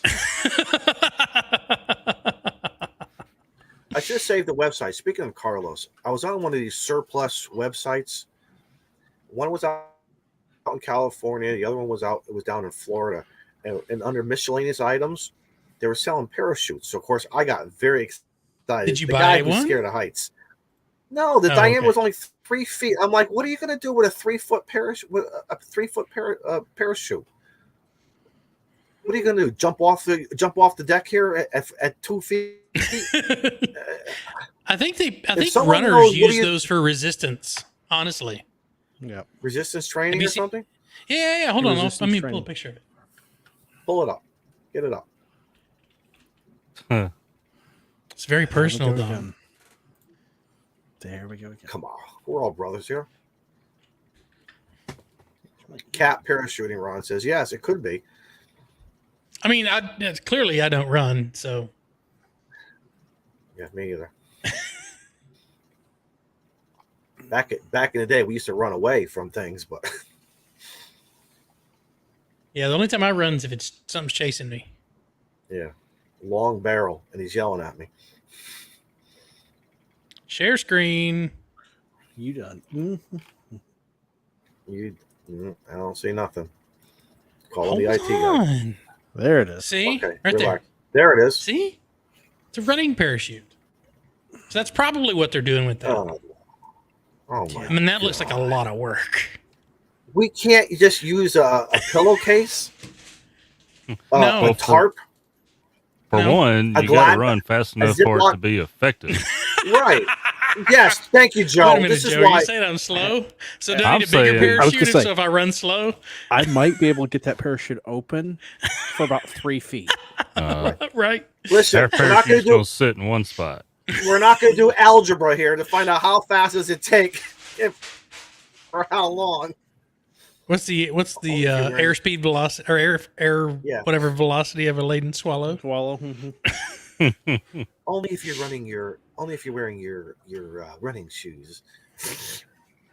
Gave me a headache just thinking about that. Does anyone still not call tennis shoes and sneakers and other? Is that still a I just call them shoes. shoes now? Hmm. Because my kids are all walking around with Vans, and then every once in a while my son will say, "Back in the day when you had this," I'm like, "Back in the day, my sneaker, we were all wearing white high tops." And they were either Converses or Nikes or whatever, but they were, and now they're starting My to come light back a failed. little bit. Your life failed? Y'all are gonna have to deal with the Moon still shadow looks over good. here. Don't see it. Looks. Just see a beard. Looks kind of See how you can manly only to me. see one You got a eyeball? beard. Yeah. That's what. And I decided to that's wear what a she said. hat tonight because I was hazed by the people in the chat last week. They grew out none? You're welcome. No. Just doesn't give it up. Yeah, you're right, Ron. It turned a loose Reebok. instead of turning Yes. colors. Yeah. But thanks for the 80 With all people these who guys. have See, been that's pretty much consistent since the time we started hit the button. Y'all are amazing. We appreciate that. I know we started talking about parachutes and sneakers, but if you all want us to go back to talking radio, we will. I mean, when we talk about decks and stuff like that, there's over 100 that watch the stream. So it just goes to show you the people prefer us not to talk about ham radio. So They need that Tuesday Maybe night we- break. I know they got Mondays and Tuesdays and Wednesdays and Fridays and Sundays. I think Jason streams on Sundays of all this ham radio content, and on Tuesdays we break that stride. All right, We Matt. broke the Yes, mold. yes. When I was break the mold. when I was a little Izzo, I was forced to wear Buster Browns. Yes, you're absolutely right. And then we What went are over Buster into these. Browns? Oh, Buster Browns was a manufacturer brand. It kind of had like a dog, I think, with a black eye. I think I don't know. You can't. But what are they? Was Can't it market that. like pants or Shoes. or Leather- no, shoes? Okay, leather that's what I was shoes. getting They at. were I was like, I leather didn't know what shoes, Buster man. Browns were. Yeah. Okay, gotcha. And then Converses you can wear. See, here's what they used to do for us. In June or Arthur, July, thank you so much for the 3 months, buddy. Appreciate that. we used to get 2 pairs of sneakers to start summer off. However, one pair had to stay in the box, and that was for special occasions. And I'm not talking church either, because in church back then you couldn't wear sneakers. But that second pair was for the first day of school. So your other sneakers you would wear throughout summer. And if you all remember, how did we all stop our bikes a lot of times? We'd put our feet down. So one side, the inners would be worn down. Did you ever stick your foot like back behind you between the tire and the bike frame? No, I'm not Oh. ambidextrous. I I can't did do that that. shit. Yeah. I can't. My fat ass is Because then you could going to slide. go to turn into a. Listen, It's like this guy pulling the ain't mercy no brake, man. contortionist. mhm. No, I did go over the handlebars a couple times. You want to know why? Because what brakes were working? The front brakes. Front ones, of course. The front ones. And then I used to steal my mom's deck of cards with the clothespins to make that cool sound. You know, whatever. Then I got smart. You steal the jokers because nobody ever uses nobody the joker wants the jokers. Nobody the wants jokers a joker card. Or the advertisements. Yeah, that's what it is. Yeah, that's right. I'm sorry. The advertisement cards. See, Mark has it. The heels were worn out because you were putting your foot back there and sliding sideways with your bicycle. Drifting before yeah, drifting. But Mo is skinny. Mark is skinny, though. Fat people like me, we can't do that. I did it. I'm not a small kid either, son. I was a small kid. Guess what? I'm not small now. You didn't see me at 8 years old. I had 8 no years brakes old. on my bike. That explains a Daniel lot. lives life without no brakes. No. He's on the edge right there. Daniel, That's no why- brakes. We don't need brakes. That's why he was the getaway driver That's in that extra five weight. and dimes. That's why. The brakes on bikes always go. I remember when I was in high school, everybody's like, "Oh, V brakes, man." That was when they had like the disc like a car and it like pinched it. It was like you were cool if you had that, and I was like, I don't even have like, I got running shoes as my brakes. Like I think I got one new bike as a kid, and like you know how it is. They go to the box store. I and, never did. I never got a Two new mo- one. 2 months later, it's Mine were all finished. used. The brakes are like I don't know. They're like the simplest thing to adjust, but it never adjusts properly. And I just remember one time I tried to adjust the front brakes, and I adjusted them too much, and I went really fast, pulled the brakes, I flipped over the handlebars, and so never again. And you know, since that's how you we like talking about parts on the air and stuff, so this is part related. I was a youngin, and I borrowed somebody's, you know, like the big bike, the 26-inch bike or whatever, and you know, parts usually have big heels. And I was going down this hill, and you know, unless you're in Mississippi where it's all flat. Valid point. So maybe they're not natural heels. I don't know, but anyway, so we had a little downhill thing, and I'm going down through there, and the bike doesn't steer anymore. You have to lean. You go so fast, you have to lean to turn, right? Yeah. I wouldn't. Gyroscopic effect. I didn't know how to function with this. He was confused. And I'm coming into the I'm coming into the camping area hot, and I'm leaning, and I slide that bike right up under somebody's F-250, and I remember I went through the garbage bags and everything. Just like in the movies, man. It was like a scene from the movie, especially when I seen the scratch the bolt made on this guy's bumper, and I got up and ran away. That's good thinking. I don't know whose bike that is. They went that way though. I don't know who that guy is. Ran me over. Some old man is like, I remember when this kid left his bike and scratched my pickup truck. It's a truck. I pick him up. It's supposed to have scratches. It's supposed to have wounds. Yeah. He's still harping about it. On his deathbed, he's like, I'll never forgive that guy. So. You know, the coolest thing I learned when because I had to take the motorcycle safety course in order to, because I have motorcycle on my driver's license, but the coolest thing I learned, the instructor told me, because I was leaning incorrectly, that you actually have to push on either side of the handlebar and to get the bike to lean properly. So I lost my motorcycle license. How'd you do that? Did you take the brakes off? What happened, man? Yeah, what'd you do? Because I lost. Did you run into somebody's truck? When I was young and stupid, I lost the proper footwear. No, when I was young and stupid, I lost my driver's license for 3 months, and when that happened, they revoke your motorcycle license. So, no kidding. Oh, wow. Like a one-time offender, or I don't know how your license system works there, but like in Quebec, where I grew up, you can get I had my full license by the time I was 16. But there's a probationary period. You get 3 demerit points max for, I think, a year. I forget what it is. And in that period, I had gotten 3 demerit points, and I lost my driver's license for 3 months. And so then any other license that was in the process of like going through, you have to restart. So I was along the lines of getting my I got my what was it? Anyways, there's a theoretical test, and then you get that. You can drive with somebody, and then you can do the driving school for motorcycle. And I lost my license then, and then I never picked it back up. So, yep. You know, listening to license and Shane talking about license, I think if Norm or Kyle is still listening, this could be a good trivia question for Kyle's stream. That's an excellent idea. How many license or endorsements of license does Shane hold that he does not own something to operate that endorsement or license? Very good. Very good joke. Oh, The only thing I don't Working have on is a my hot air balloon. hazmat. You don't have a no. plane. I don't. You don't I'm have a gonna say- motorcycle. I forgot about the plane. Man, And the you call me CDL out like that, three- Joe. three. Shoot. I mean, hey, Joe, is it if you three? can borrow all that, that's cool. Most of the time, yes. so Shane, as a pilot, what happens when you take off without being at full takeoff speed with a crosswind? Cool. Sounds like an Well, extra normally question that to me here. means you end up upside down. Like that? Hey, I got the question right. That Is that on local the airport extra exam? near me? Ouch. No. That hurts. That was a student pilot. She walked away Oh. from it without any injuries. It's still a That's good landing, good. man. Good for her. Oh, That's no, good. No. Any landing good- you walk away from is a good landing. That's a good This landing. is true. This is true.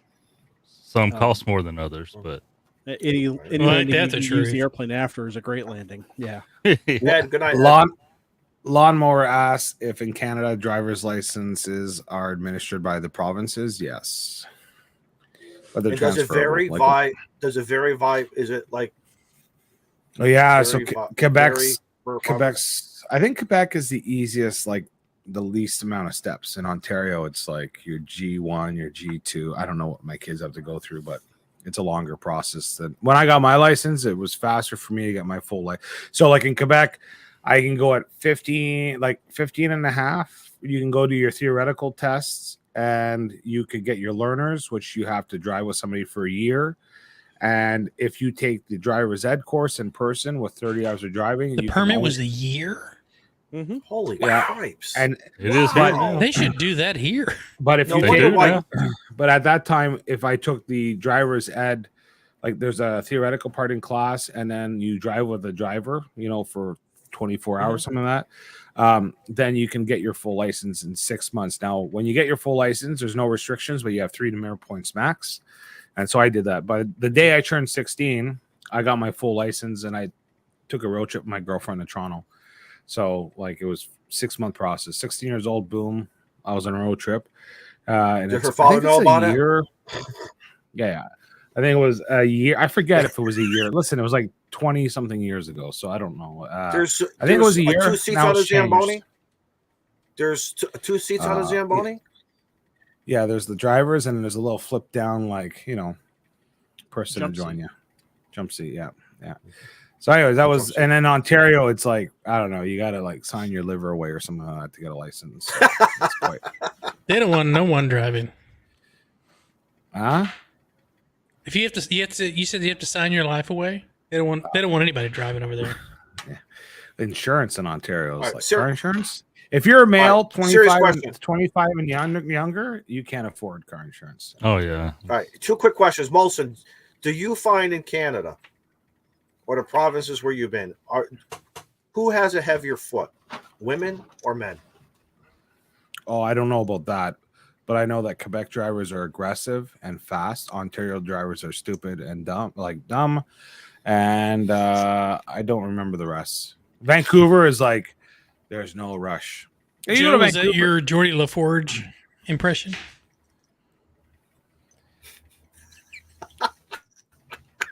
He doesn't He's know leaving who that Geordie one alone. LaForge is.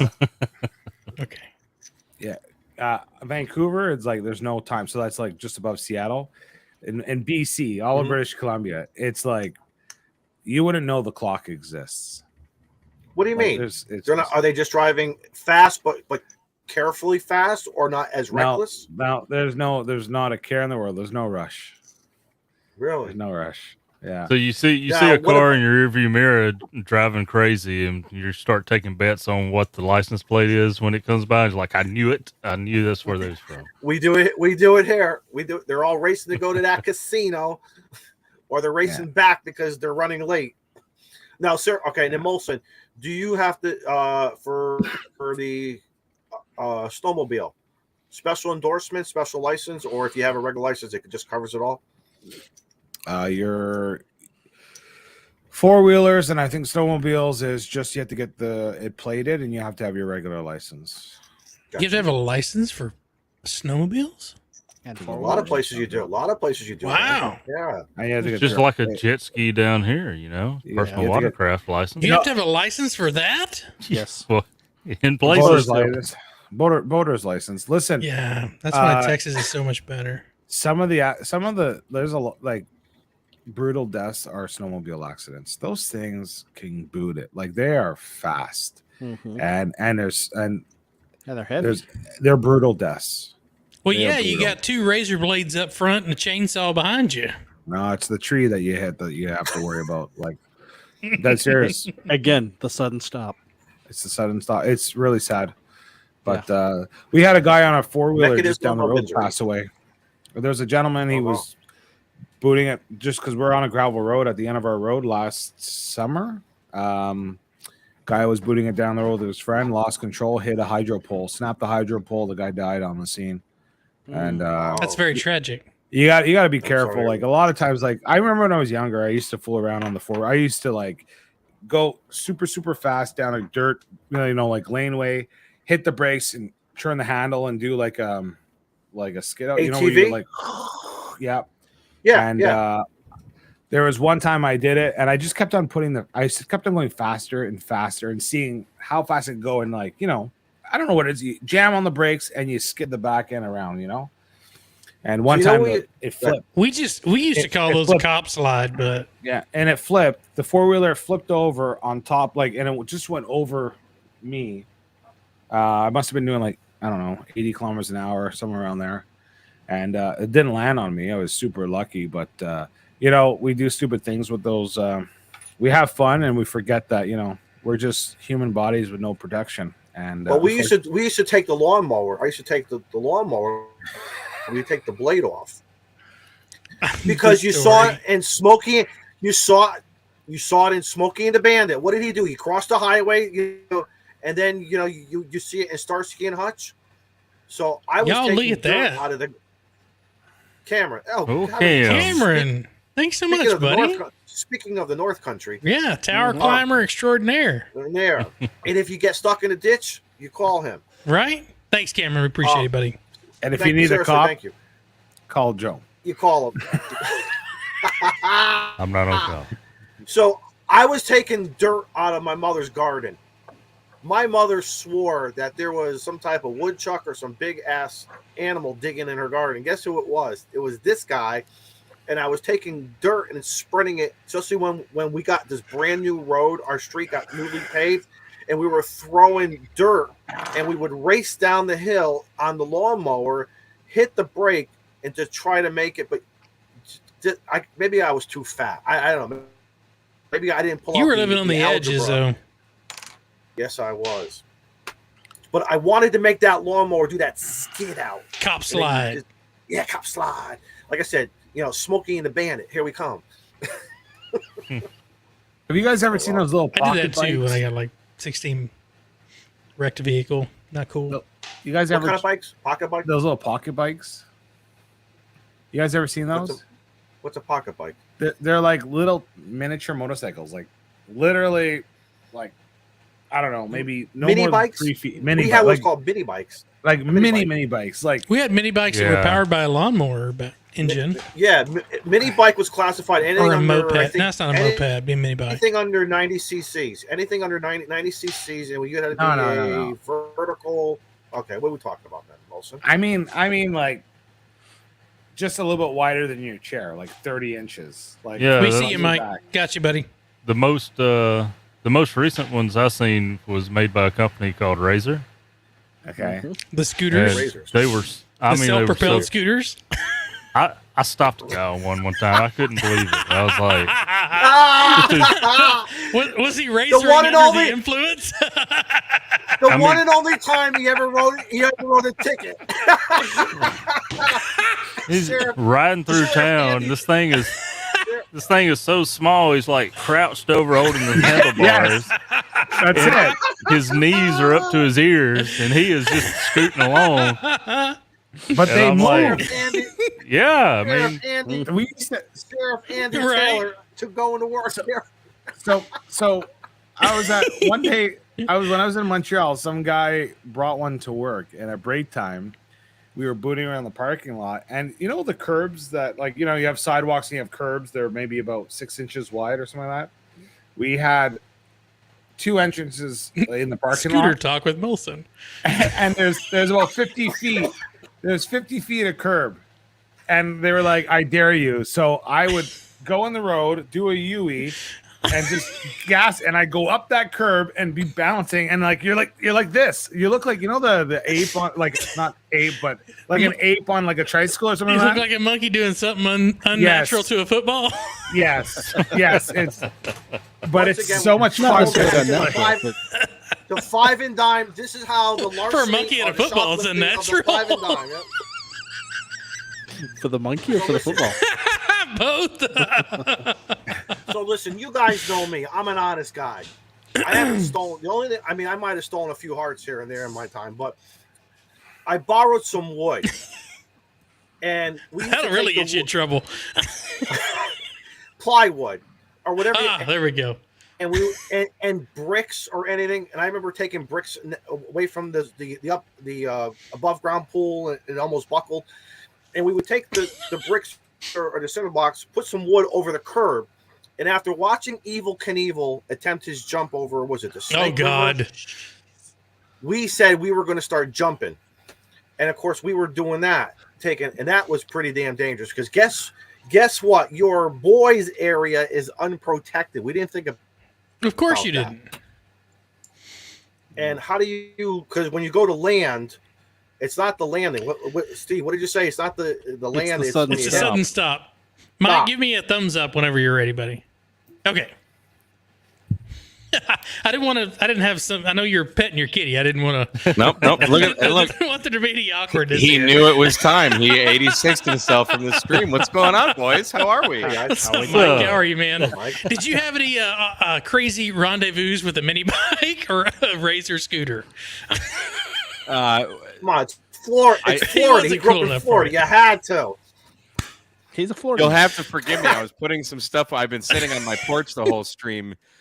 And I brought some things inside, so I missed the last 5 minutes. You'll excuse me. I don't know what the hell you're talking about. But I'm glad I'm here. Thank you. He did it. Thank you for having me on. You know, you guys know I watch the stream religiously every Tuesday. This is kind of my this is my Friday, honestly, because I work for myself, obviously, so.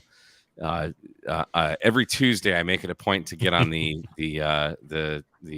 what do you call yourselves? Ham Radio Clubhouse. You were doing so good. Who the hell you are? Coffee and Clubhouse. I'll blame it on Coffee the cigars and and the radio. scotch. It's okay. Where are we?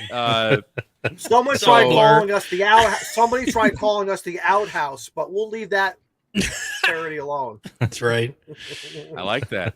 So we were talking about Molson was telling us this elaborate story about his mini bike experience, and so that's it. There's nothing. We were.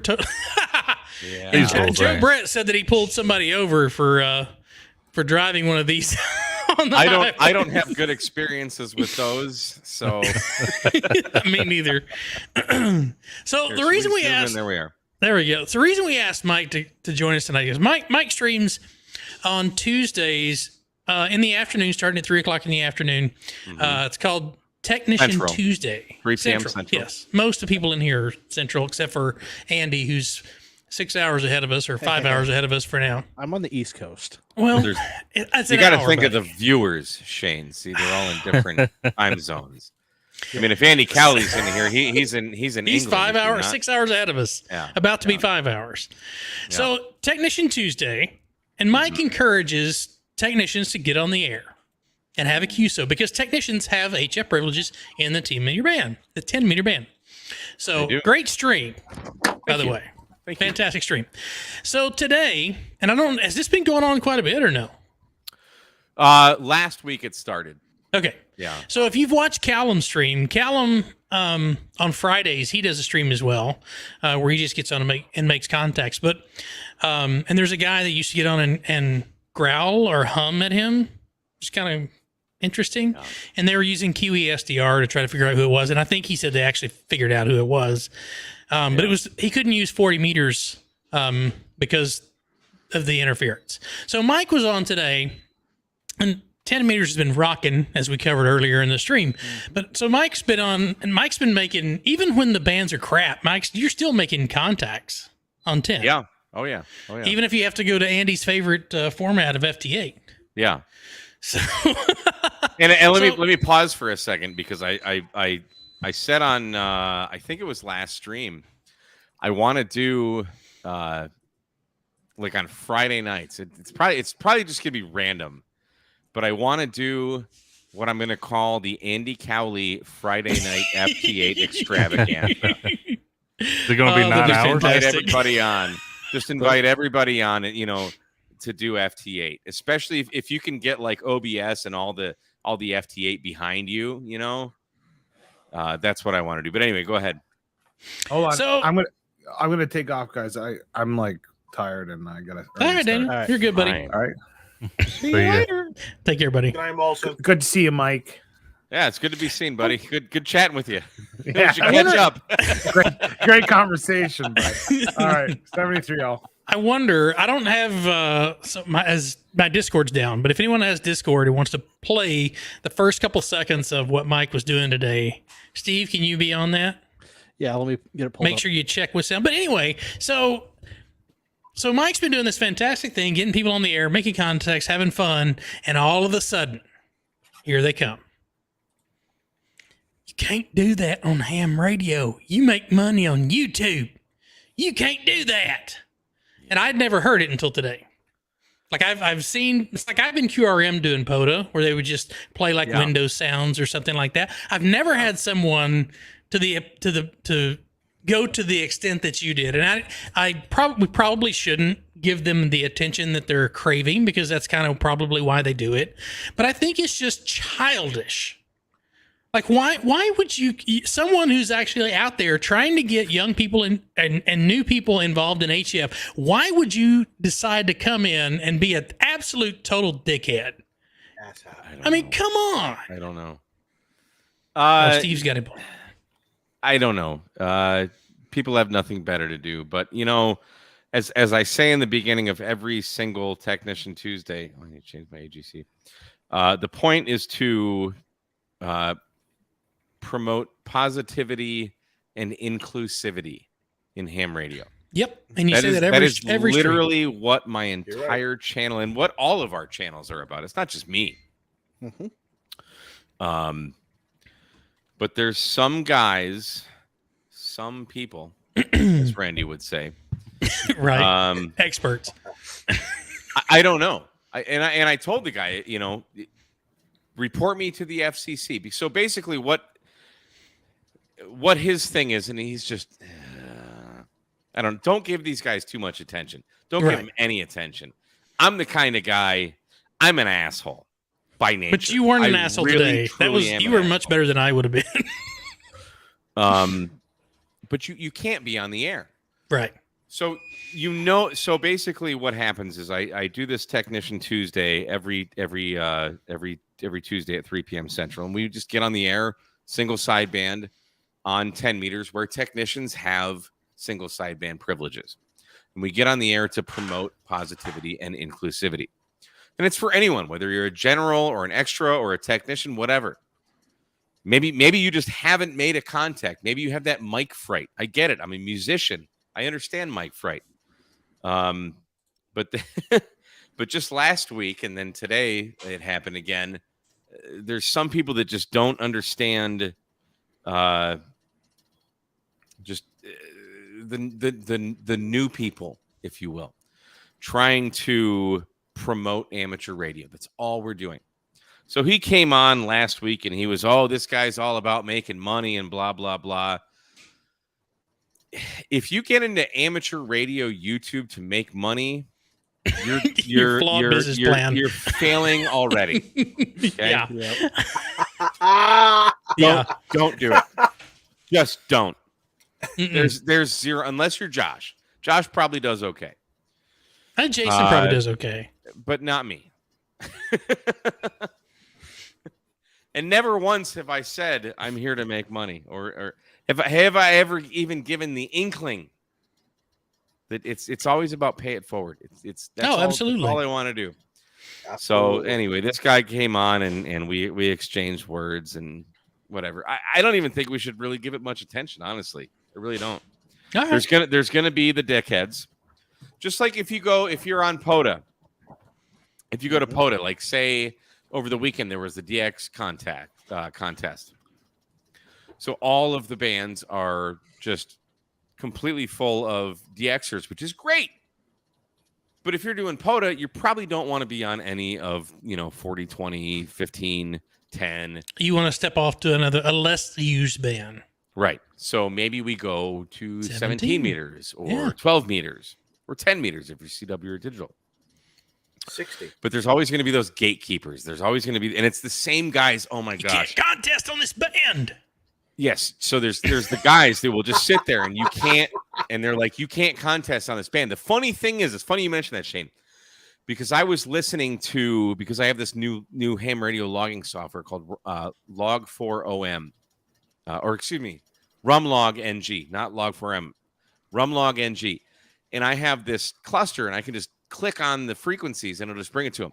So there's guys in the Galapagos Islands. There's guys in Western Sahara Africa that are calling CQ and they're running split. So I just double click the frequency. And as a good amateur radio operator, I just listen. God forbid you just listen for a minute. Shut up and listen.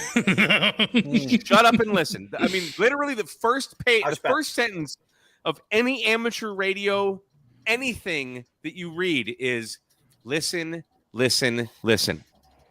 Okay. So you listen to these frequencies, and then you can look at the cluster, the DX spotting networks. And if you're new to ham radio, there's websites that you can go to where people will post frequencies that like hard to get or rare contacts are operating.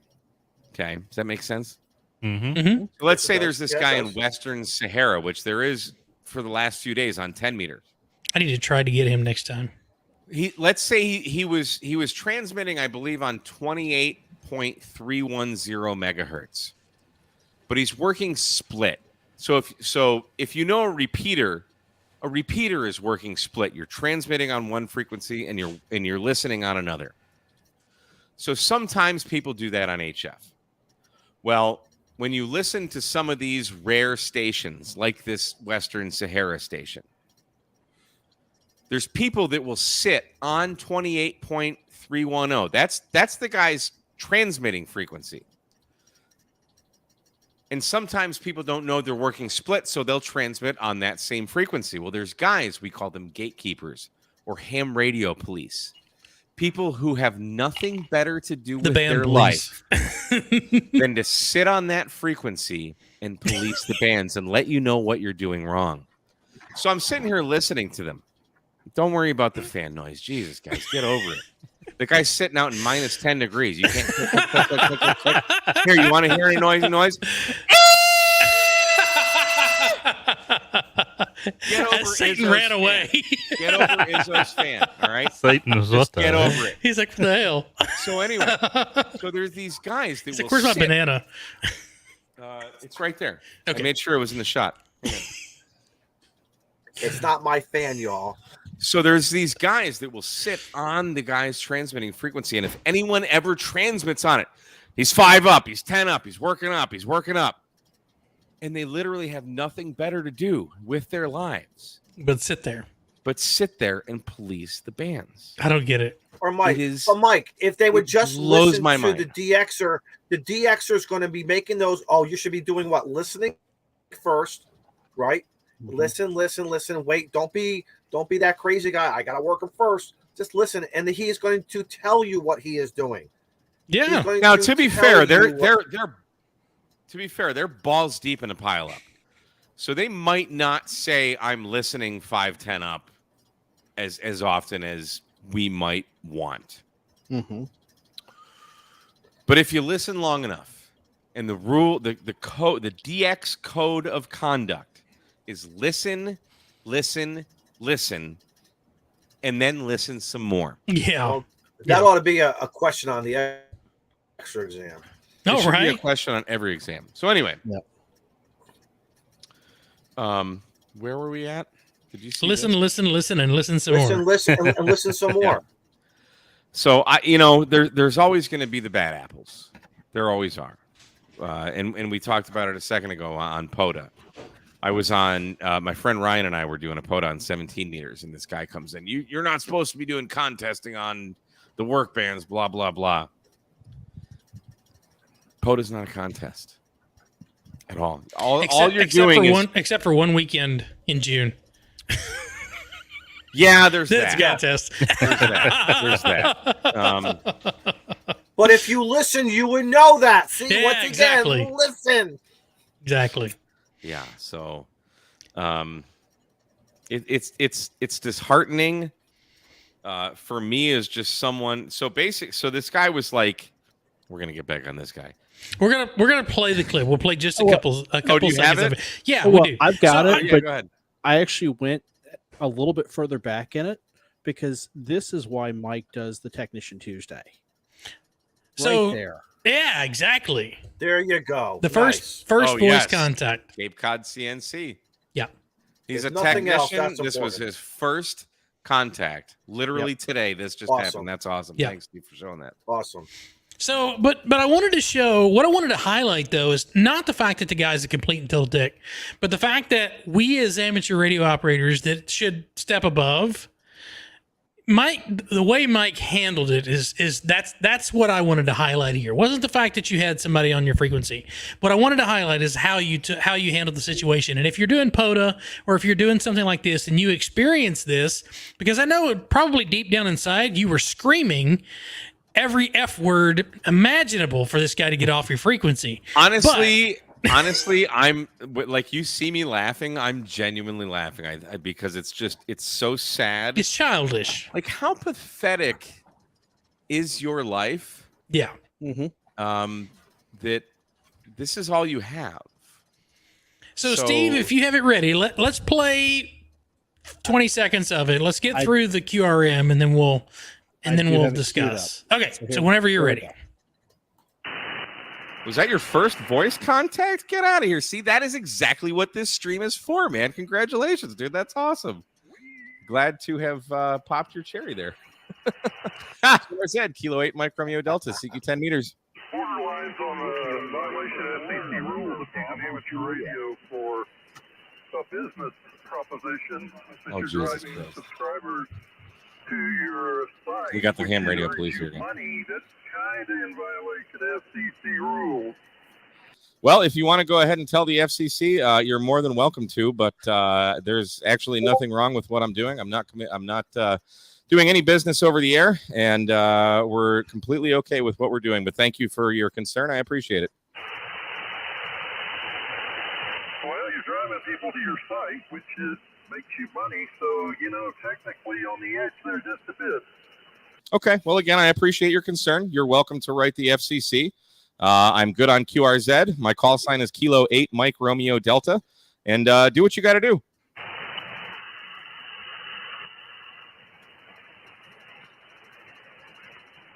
Notice he didn't give his call. Yeah, that is true. What was your call sign, sir? I'll put you in the log.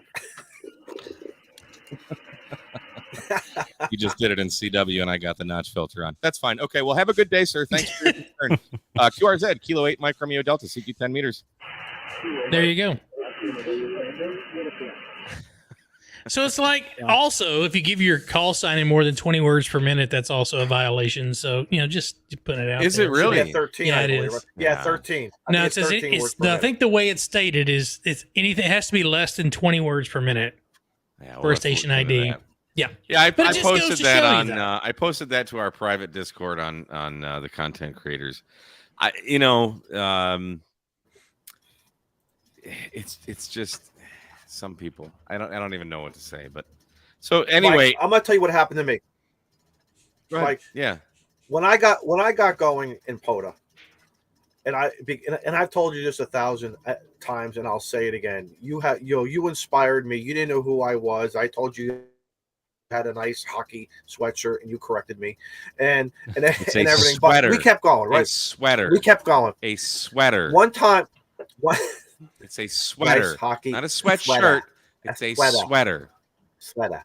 And right, I was doing okay, and some guy took the time. This is what I don't understand. He took the time to record me, and he was calling me while I was doing POTA using. And talking about, you're like, what? You stand back, and now you know the guy is messing with you, and you just want to keep going along, and he did it. And yes, angry as me, I wanted that 7300. That 7300, luckily it didn't fall off the tailgate of the back of the truck. That's how angry I was. But what can you do? You ignore it. And I Shots fired. This is what I wanted to say. Pal, you got a problem with me? Why don't you man up and send me your QSL card? You can even give me the finger on the QSL. I'd have more respect for you if you had done that than play the violation that you did against me, as well as what if there were new people listening? We don't, guys, every single time. Yeah, there's a lot. People with mic 190 people, 200 people watching. School making their first contact. All the school clubs. All of these school clubs that are listening after school or early in the evening, and they're turning that VFO. And something, guys. What happened about being ambassadors? You know what I'm saying? Come on. Well, someone just wakes up on one day and says, "You know what? I'm just going to be a complete asshole today because that's what I woke up and decided that I'm going to do." That's what that is. Let me touch on that. Let me touch on that because that's the thing, Don. As someone who wants to be as positive as I can, that's what we all of you guys on the stream, you guys in everybody, we need to promote that positivity. So when that happens, you really just have to ignore them. Honestly, don't do what I did. The best thing you can do is completely ignore them. Now, and I tell you this, it's great practice for a winter field day or a summer field day when you get this QRM, because on those weekends, it's just do or die. It's Red Dead Redemption. It's I agree. Yeah. I mean, it's every man for himself. All bets are off. So when you get these kinds of guys that want to QRM you, just keep going. Just keep going. Ignore them. Do not acknowledge them. Yep. It's the best thing you can never. do. It's going to happen. There's just those people out there that literally, like, their lives are just so incredibly pathetic. To me, I find it so comical. That's why I laugh. When I'm laughing, I'm genuinely laughing.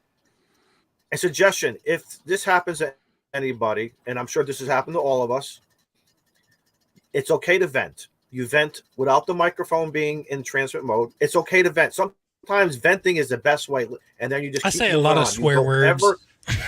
Yeah, absolutely. You can do that. You can do. You can even make up new swear words. I just paused the video.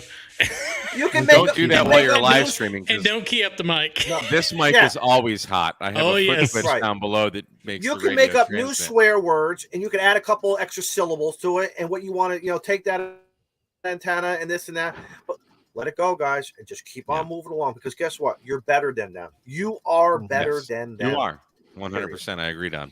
And Mike, it's a shame. It's also a shame that says, if you really don't like me, tell you what, you can go to grapevine.com and there's a great T-shirt that has you can buy. Yeah, you almost want to throw it back at him, but you can't.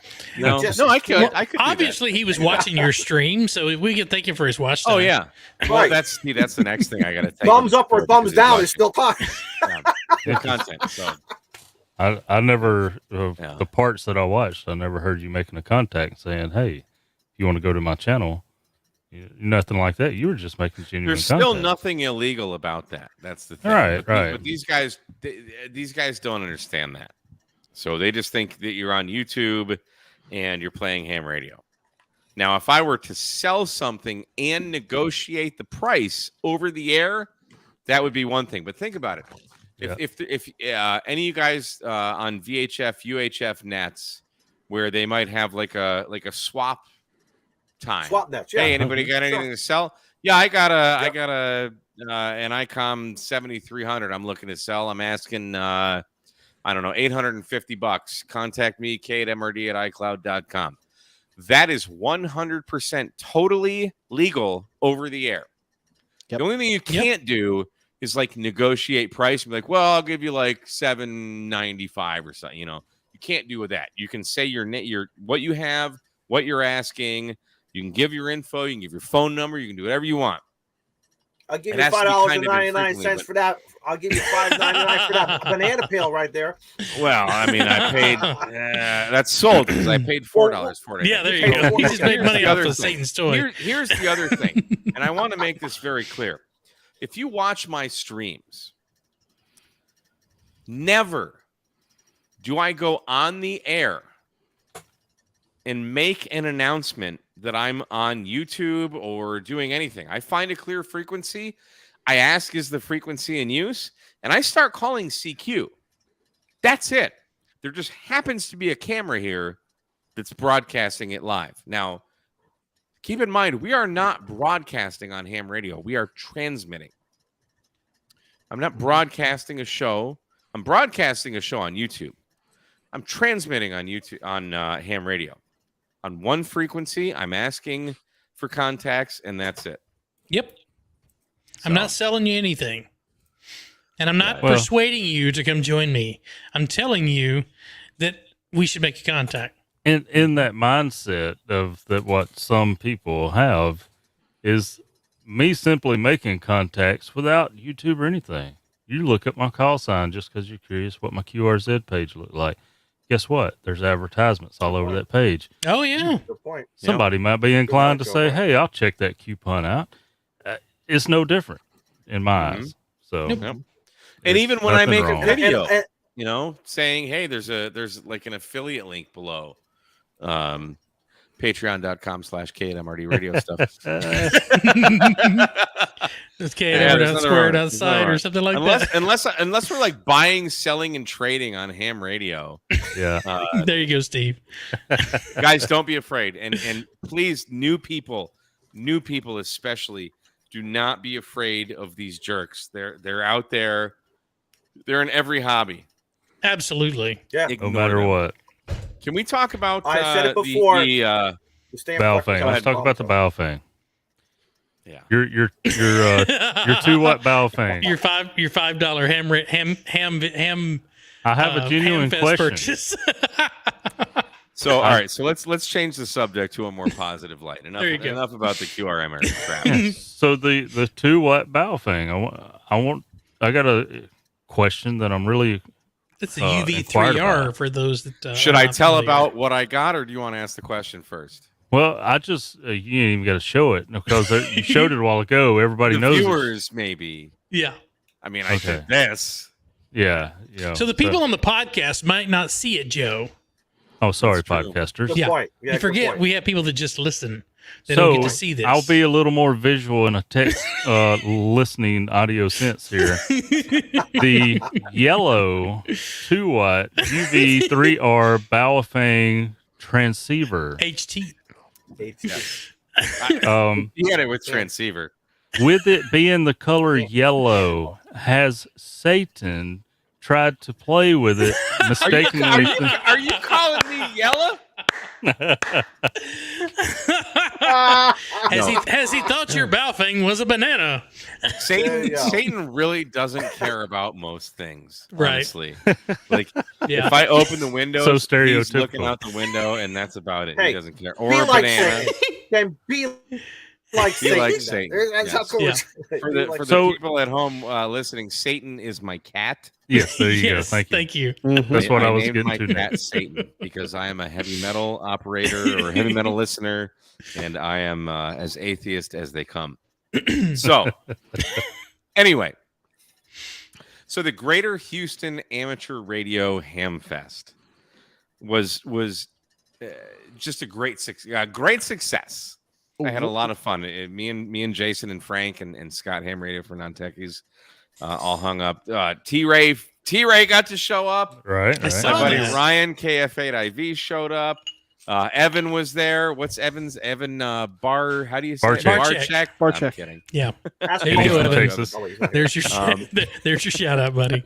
There He you was go. there, so I'm filming and doing my thing, and I forgot my HT. I got on the road. I'm like, holy crap! Oh, I forgot my HT. Which I know isn't a his big own. deal because, like, I got everybody's phone number. We can text, but it's like, still, you're going to Hamfest. You gotta should have- have you your gotta You gotta have an HT. Gotta gotta have an your H2.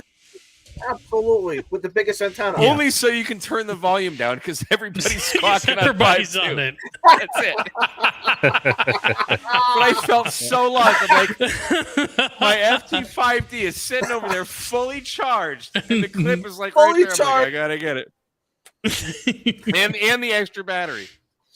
I'm like, shit. I Always. forgot. I'm like 10 miles. I'm almost to Huntsville State Park. I go, shit. I'm like 90 miles an hour going to the frame. Like, I ain't turning around. So whatever. I'm like, they want to get a hold of me. They can text me. Yeah. So it's like so day one on Friday. Great. Have to give a shout out to the Brazos Valley Amateur Radio Club. Fantastic ham festival. Fantastic. Good. Excellent. Anyway, Good news. so the first day I get there, I do all the filming and everything.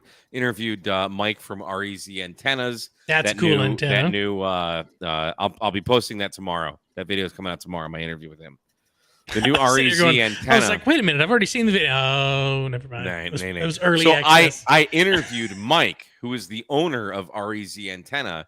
If you guys seen KB9 DBR.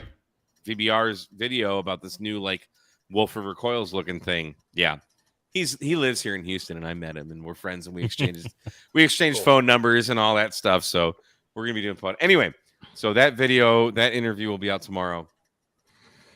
Anyway, so Saturday was just like, let's hang out, and I'm just looking around because when you're filming, at least when I'm filming, I'm not really paying attention to everything on the tables. I just want to kind of Right. get everything in screen so we can give like a virtual walkthrough. So I'm like, I don't have an HT, and I'm freaking out for literally no reason. And then I come across this. So cute. Do you want to just It's solo me cute. for a second? Yeah. Oh yeah. Go ahead, Shane. You got it. Yeah, I Have to got it. see it. I know, right? It's yellow. Love you too, Shaq and Greg. Thank you. Well, I said I was going to. Oh That's my okay. God. There it is. There we go. There you go. So I come across this, and there's a little like taped piece of paper on the antenna that says $10. It's a Baofeng UV3R. Thank you, I'm Shaq like- and Greg. I'm like, oh my god! Thank you, Shaq and Like Greg. I need one of these. I don't own. I don't have one. I don't own one of these. Like, hang on a second. While he's gone, Scout 75, thanks for the 223. Thank you so much. Thank you, Scout. I dropped another UV5R on the ground while I was getting it. Thank you, So Derek. here's. See, look at it. It's right over there. I dropped it. Who cares? Thank you, Derek, for the at this. $2 super chat. Here's a UV5R, the black one, versus the UV3R. It's This tiny. thing is so tiny. It's ridiculously tiny. So the guy wanted $10 for it. I'm like, what's up? He says the battery won't take a charge. Okay, but it's got That's $2 off right there. whatever. At least. He says it works, but the battery won't take a charge. I'm like, all right, I can go on eBay and get a battery. Figure it out. Yeah. I'm like, would you take a $5 for it? He says, sure. I says, all I got's a 50. Those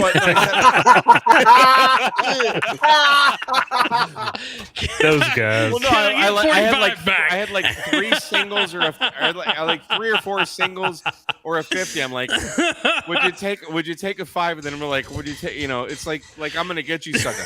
I got change for 100, So anyway, he says he agrees to the $5 bill knowingly that the battery in this inside of this will not take a charge at all. Like it just won't turn on.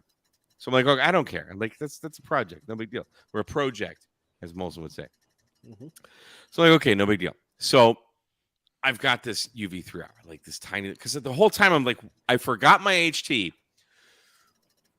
Everybody should just have a cheap HT in your car in case you forget your $500 HT. I agree. A Pico APRS? No, not a Pico APRS. That thing's expensive as hell. Buy a Bofang and just keep it in your car. A $20 HT. Yeah, just keep it in your car. Do not spend more than $25 on a Bofang UV5R. You have a no matter what the model, service? They're all lies. That's right, Joe. So I got this and I plugged it in. It came with the charger. I plugged it in and the battery would not take a charge. So I'm like, all right.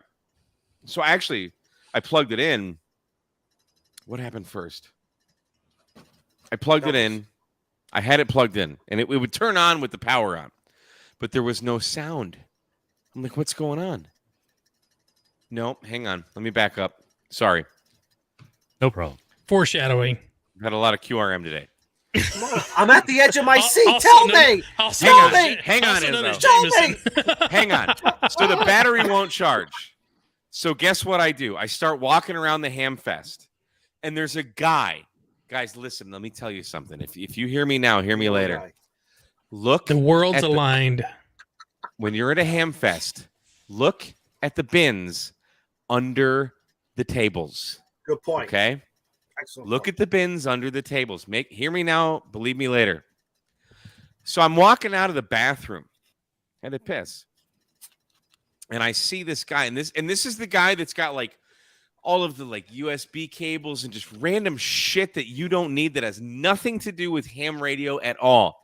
It's like USB-C cables and blah, blah, blah. I'm walking out of the pisser and I see this box that says batteries $1. And I mean, it's a tote. It is a big freaking tote. Jeez. So I walk up to him. I'm like, hey, you got one of these batteries? He's like, I don't know. So I start digging and I start digging. You start digging through the pile. So this Bofang takes it's an old cell battery. Here's the battery right here.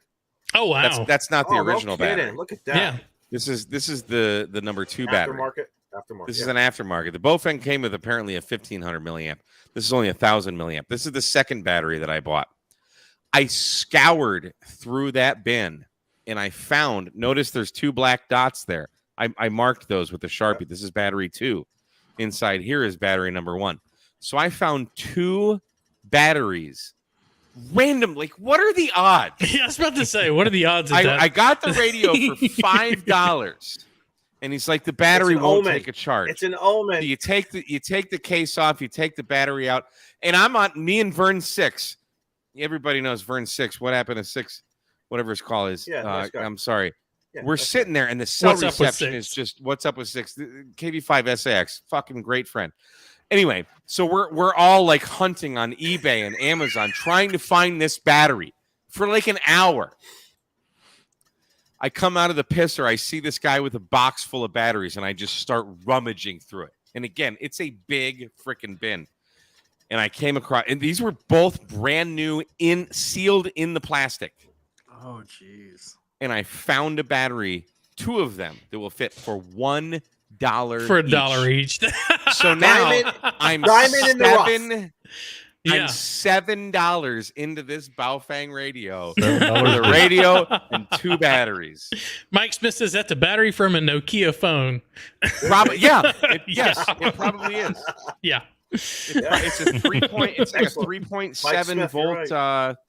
3.7 volt, 3.7 watt, 10,000 1,000 milliamp hour battery. Did you have to do a little surgery to it or just replace the battery? No. It's just, here, look. It just fits. Nice. If I could But do did it you on have camera. was the speaker or the? Oh yeah. You had to do a little surgery to the radio though, right? So I got it plugged up. So the radio turned on, and I key it up. I'm like, KMRD testing. Anybody can hear me?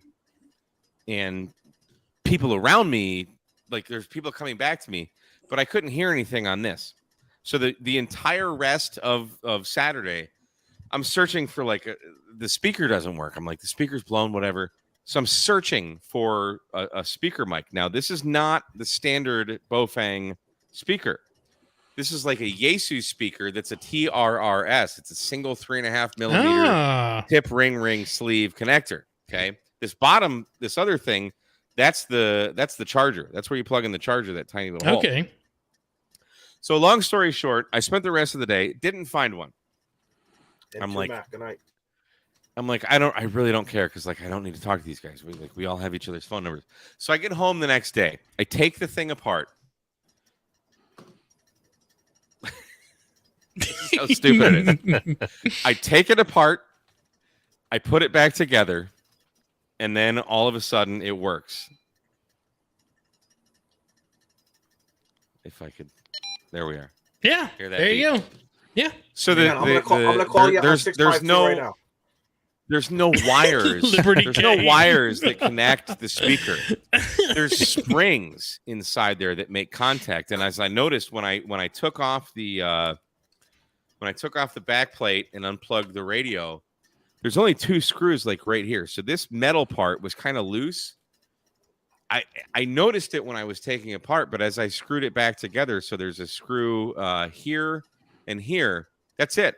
I mean, there's some on top, but I think there's 3 screws to take this thing apart.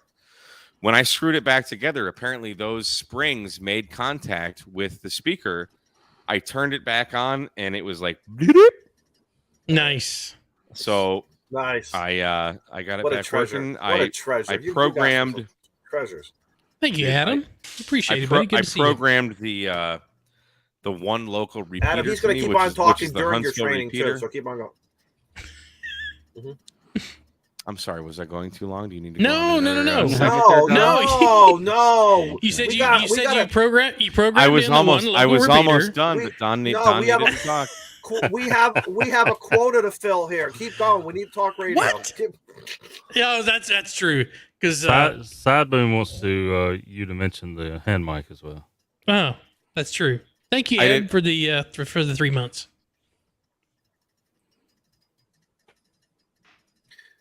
Mike, is it a lot of the older HTs for a while there? I think ICOM or Linko speaker mics would fit in. It seems like the Baofangs, is it the Yaesu mics would fit?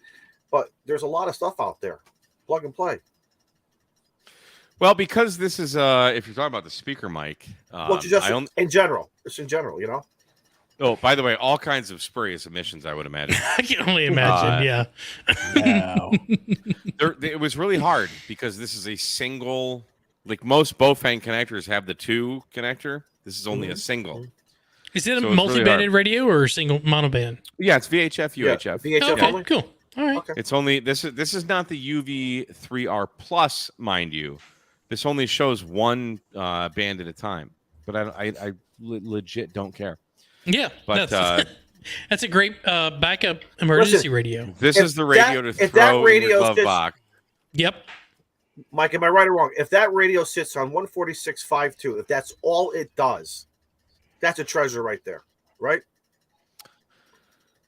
I mean, I'm $7 into this radio with 2 batteries. It's a treasure. Do you have? It's a treasure.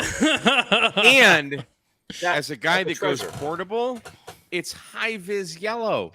Yeah, I was going to say the color. The color is 3 dB right there. If I drop that next to the banana, you can see you got a 50-50 you got a 50-50 chance of picking up the radio. You're going to grab a banana or radio. Either way.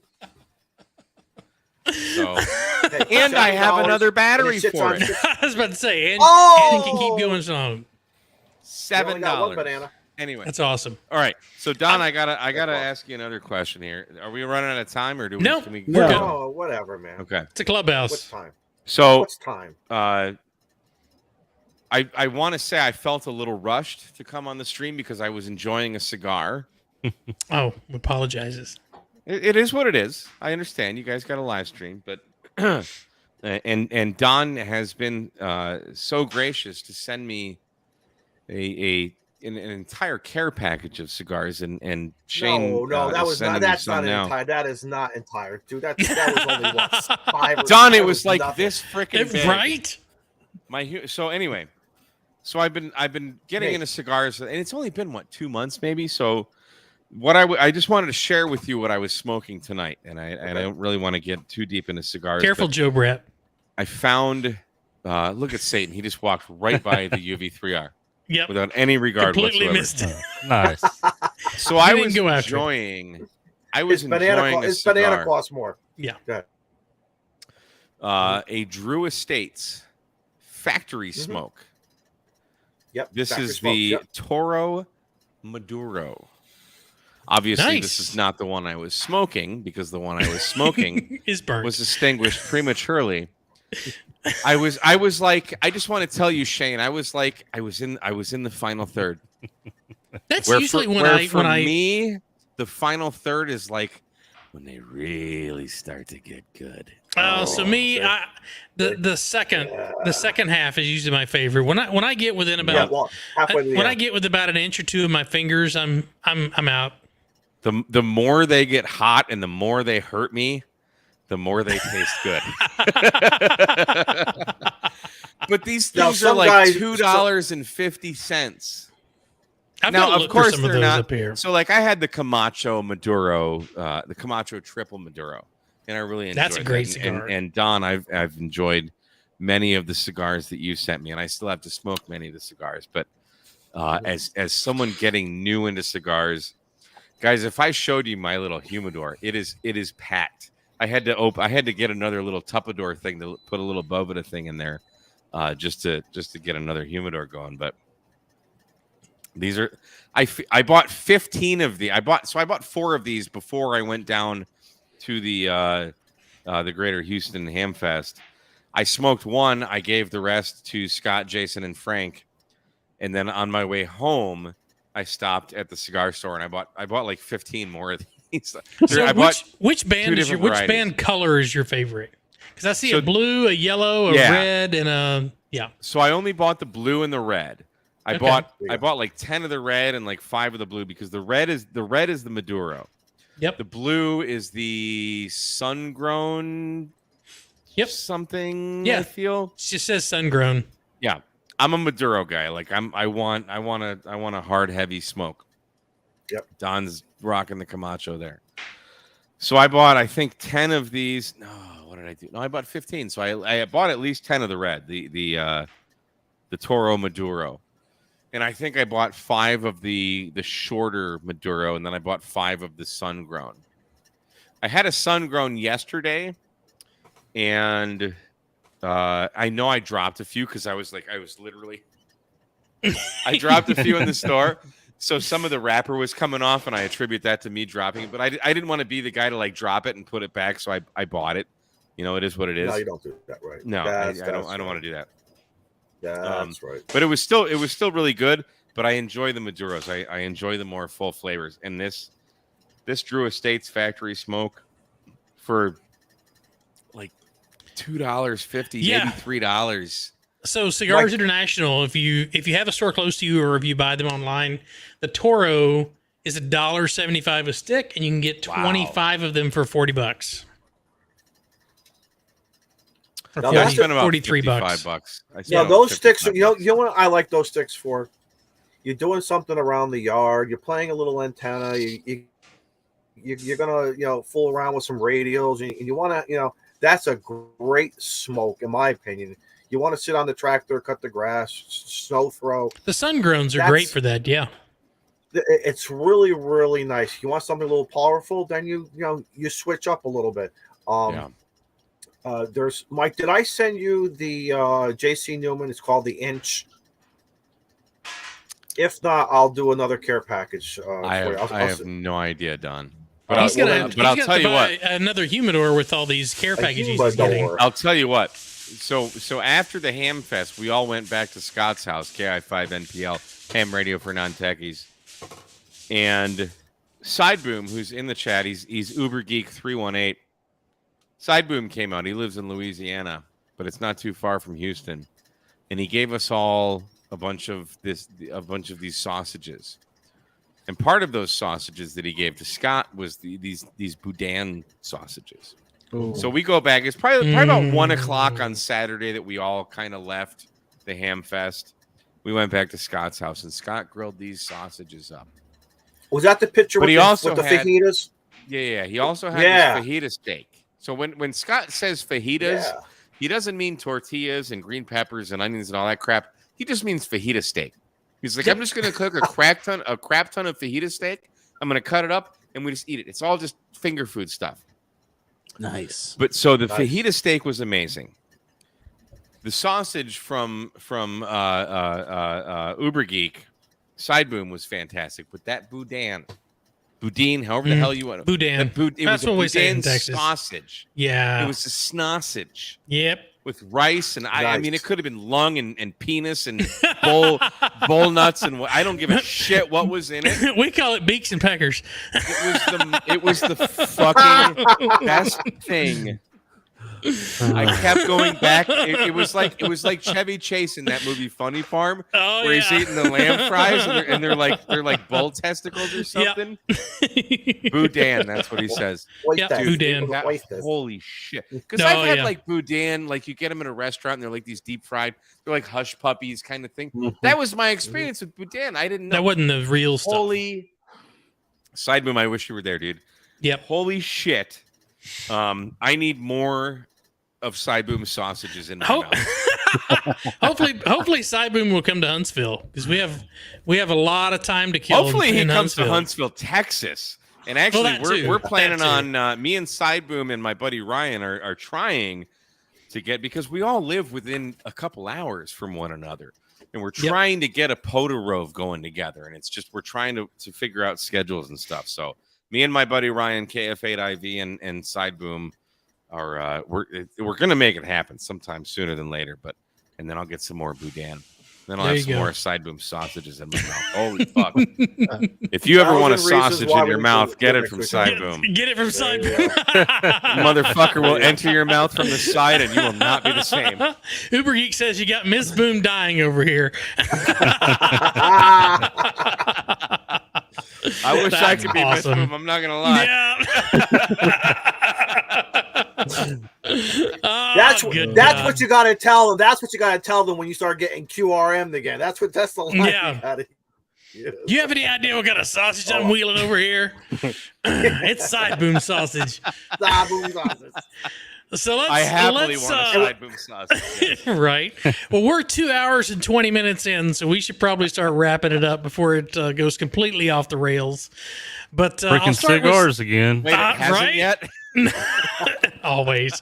So I'll start with Steve. We'll go Steve, and we'll get the rest of the clubhouse, and Mike will wrap it up with you. So Steve, what's coming up? Another beer while you guys talk. Might as well. I got my ears. I can hear everything you say. So don't talk too much shit about me. All right, Steve, what you got coming up? So I'm gonna try to get that video done by the end of the weekend on how to do that custom map. Yep. I've got to do a video with the Buddy Stick Pro and a little add-on here. Yep. Thanks to Mike. And then setup of that station that I got for my buddy. That's awesome. That should. I need to do a live stream with that. Yeah, just to show people that there's an option out there. Well, and do a live stream of the remote setup. That's what I mean. Yeah. Yeah. And I'm going to do a video on how I set up the remote. Oh, cool. So I'm having a little problem getting the step IR to show. Yeah. But I'll get that figured out. Sweet. Joe Brett, buddy. Man, I'm just hanging out on Tuesday nights pretty much. I've got to do some videoing. I think I'm going to do some of that this week, but I don't know when it comes out because I've got these neat little radios that I really kind of stuck my foot in my mouth with this company. How many do you have? Like a dozen of them? Or is that the programmers?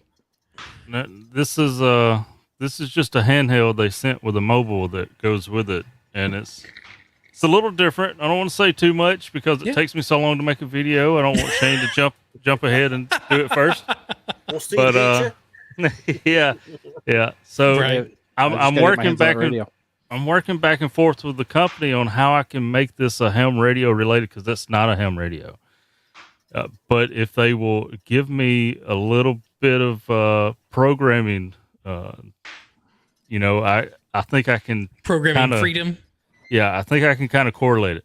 There you So go. they got this web page of all this programming software downloads, but it's nothing but PDF files. I'm like, are you freaking kidding me? I need some help here. So and then I got another video that's kind of they're wanting me to do a demonstration on, but it's more for them, not just really public. But after they get it, I'll put it out. But anyway, hanging out on Tuesday nights.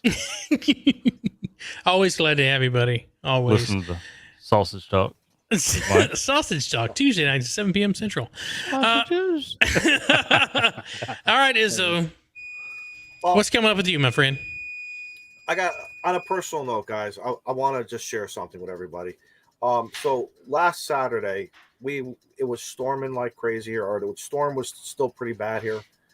And if anybody believes in higher power, spiritual, whatever your belief is, okay? No, this is something very positive. No, Mike, no, hang on. Let me finish. Mike. I know. Let me finish. Okay. I know, Don. Don, you and I have had a lot of conversations. We've had some awesome conversations, and we will continue to. Okay. All right, go ahead. So Maggie got the announcement that she was accepted into one of her first choices for college, University of Connecticut. Nice. And she came out of the room crying. I'm like, what happened? What happened? She's like, I got in, and everything. And we're so proud of her. And I was feeling a little sad because her mother wasn't here, but then I had to let a good cry out. Hey guys, listen, we all cry for various reasons, and I'm man enough to say, when you got to cry, you cry. Okay. Yeah. All of a sudden, the sun parted over the ice upper. I am not lying, you guys. And I felt some positive energy because I wanted her mother to be here to share in that and everything. So I'm very, very proud of Maggie. Unfortunately, this week is her last play as a senior from the theatrical side. Matthew's part of the tech club, so my two kids are going to be rocking it for the next couple of days and everything. Very, very proud of my kids and everything. So there'll be no ham radio because this is what about family, balance, etc. We're proud of him. I am, but I'm so proud of Maggie and Matthew and all his tech work that he's doing, his dedication. Man, these kids are Izzos through and through, and Mama in heaven is very proud, just like Daddy here. So and everything. So I just wanted to give a shout out to Maggie, and appreciate everybody's continued support of the brotherhood, buddy, and everything. So, but no ham radio. However, there's always a chance if I can at least turn on that radio and still play from the house over the weekend, I will. And guys, I will. And guess where you'll find me? You'll find me on 10 meters chasing it just like the big boys. Yep. And with my and everything. So I agree. If nothing else, I'll be here next week. Absolutely. For myself, the only thing I've got, I have two things that I need to work on. One of them is in a box right back over here, but that's going to go over to Jason's dear lease as an antenna as a permanent installed antenna. So that'll be fun. I got to go dig a hole and pour some concrete and all that kind of good stuff to set that up. So that video will be coming as soon as I get a week with no rain, because it has been terrible up here. For some strange reason, it went from being butt-ass cold all the way to being rainy. It's like we need a break here. Can we have spring? So other than that, and I've got another video on a portable antenna that I think is going to be pretty bad to take out to the park. Video? Yeah, pretty bad. The video is going to suck. But anyway, all right, Mike. So Mike streams Monday, Wednesdays, or streams on Tuesday. Videos releases Monday, Wednesday, Friday. I'll let you wrap it up. Yeah, so I've got quite a bit of stuff filmed. Tomorrow is going to be the REZ Antennas Ranger 80 vertical antenna interview with Mike. What's this called? W5 REZ, like the owner of these awesome antennas. Like basically take a Wolfer coils and bring it up to like chameleon quality. Yeah, that's what it is. That machine quality looks awesome. Oh, dude, oh my God. I was I was stroking it. Whoa. he was cupping the coil. The antenna was good. So that'll be coming out tomorrow. I have so much I want to say right now. Yeah. I have a walkthrough of the Greater Houston Ham Fest video that I'll probably post on Friday. But I also have, I think I have 4 videos ready to go. Let's see. Actually, I filmed a 5th one today. The other video, so I made Jason. He's got a small YouTube channel. It's called Ham Radio 2.0. Some of you may have heard of him, right? I've seen it. I've never clicked on it. Yeah, he's got this battery Just that he wanted. So, like, you guys know that I make these big geek battery boxes and stuff, and I just and I use them. But he had this bigger battery, so I made him a battery box. So I filmed just it's not a DIY. It's not a how to make. It's just here's everything I did kind of thing. So there's this, I call it Mega Geek. So there's a battery box build video, not a build video, but I mean, if you know anything about like DC wiring, hopefully just an overview. It's an overview. Yeah. It's dude, this thing is. I want a Mega Geek now. I watched it. I was like, man, that's awesome. Oh yeah, I posted it to the "Mm." patrons. Yeah. And then I also have. I was at the park the other day. Imagine that, right? And you look at you on your Hammers app, and you look at the POTUS spots, and there were these 2 guys that were on 29.6 megahertz FM doing POTA, so 10 meter FM. Nice. In California. Oh, wow. I'm in Texas. And you could hear them? You'll You have can to hear watch them? the video. Awesome. Awesome. So those are the things. And that video I might Another post, good video, yeah. I might post just like randomly, but I've got a lot of cool stuff, man. We're always just like exploring and trying new things and building new things and antennas and batteries and making contacts on K8MRD radio stuff. But I also like the Technician Tuesday live stream. Oh yeah, I do that too. Yeah, that's awesome. That the fact that and have you had anybody reach out that was like, hey, I'm only a tech. This is my first contact as a technician on on HF. I mean, we saw the guy today, but is that like is that something that happens quite a bit? I mean, there's literally 2 emails in my inbox right now about that. Yeah. Nice. Yeah, Cool. it's quite humbling. So That's again, awesome. it's about spreading positivity, inclusivity, and goodwill in amateur radio. Don't be a That's it. dick on the ham bands. And on that note, everybody wave at the camera. 73 Hi, years old. everybody.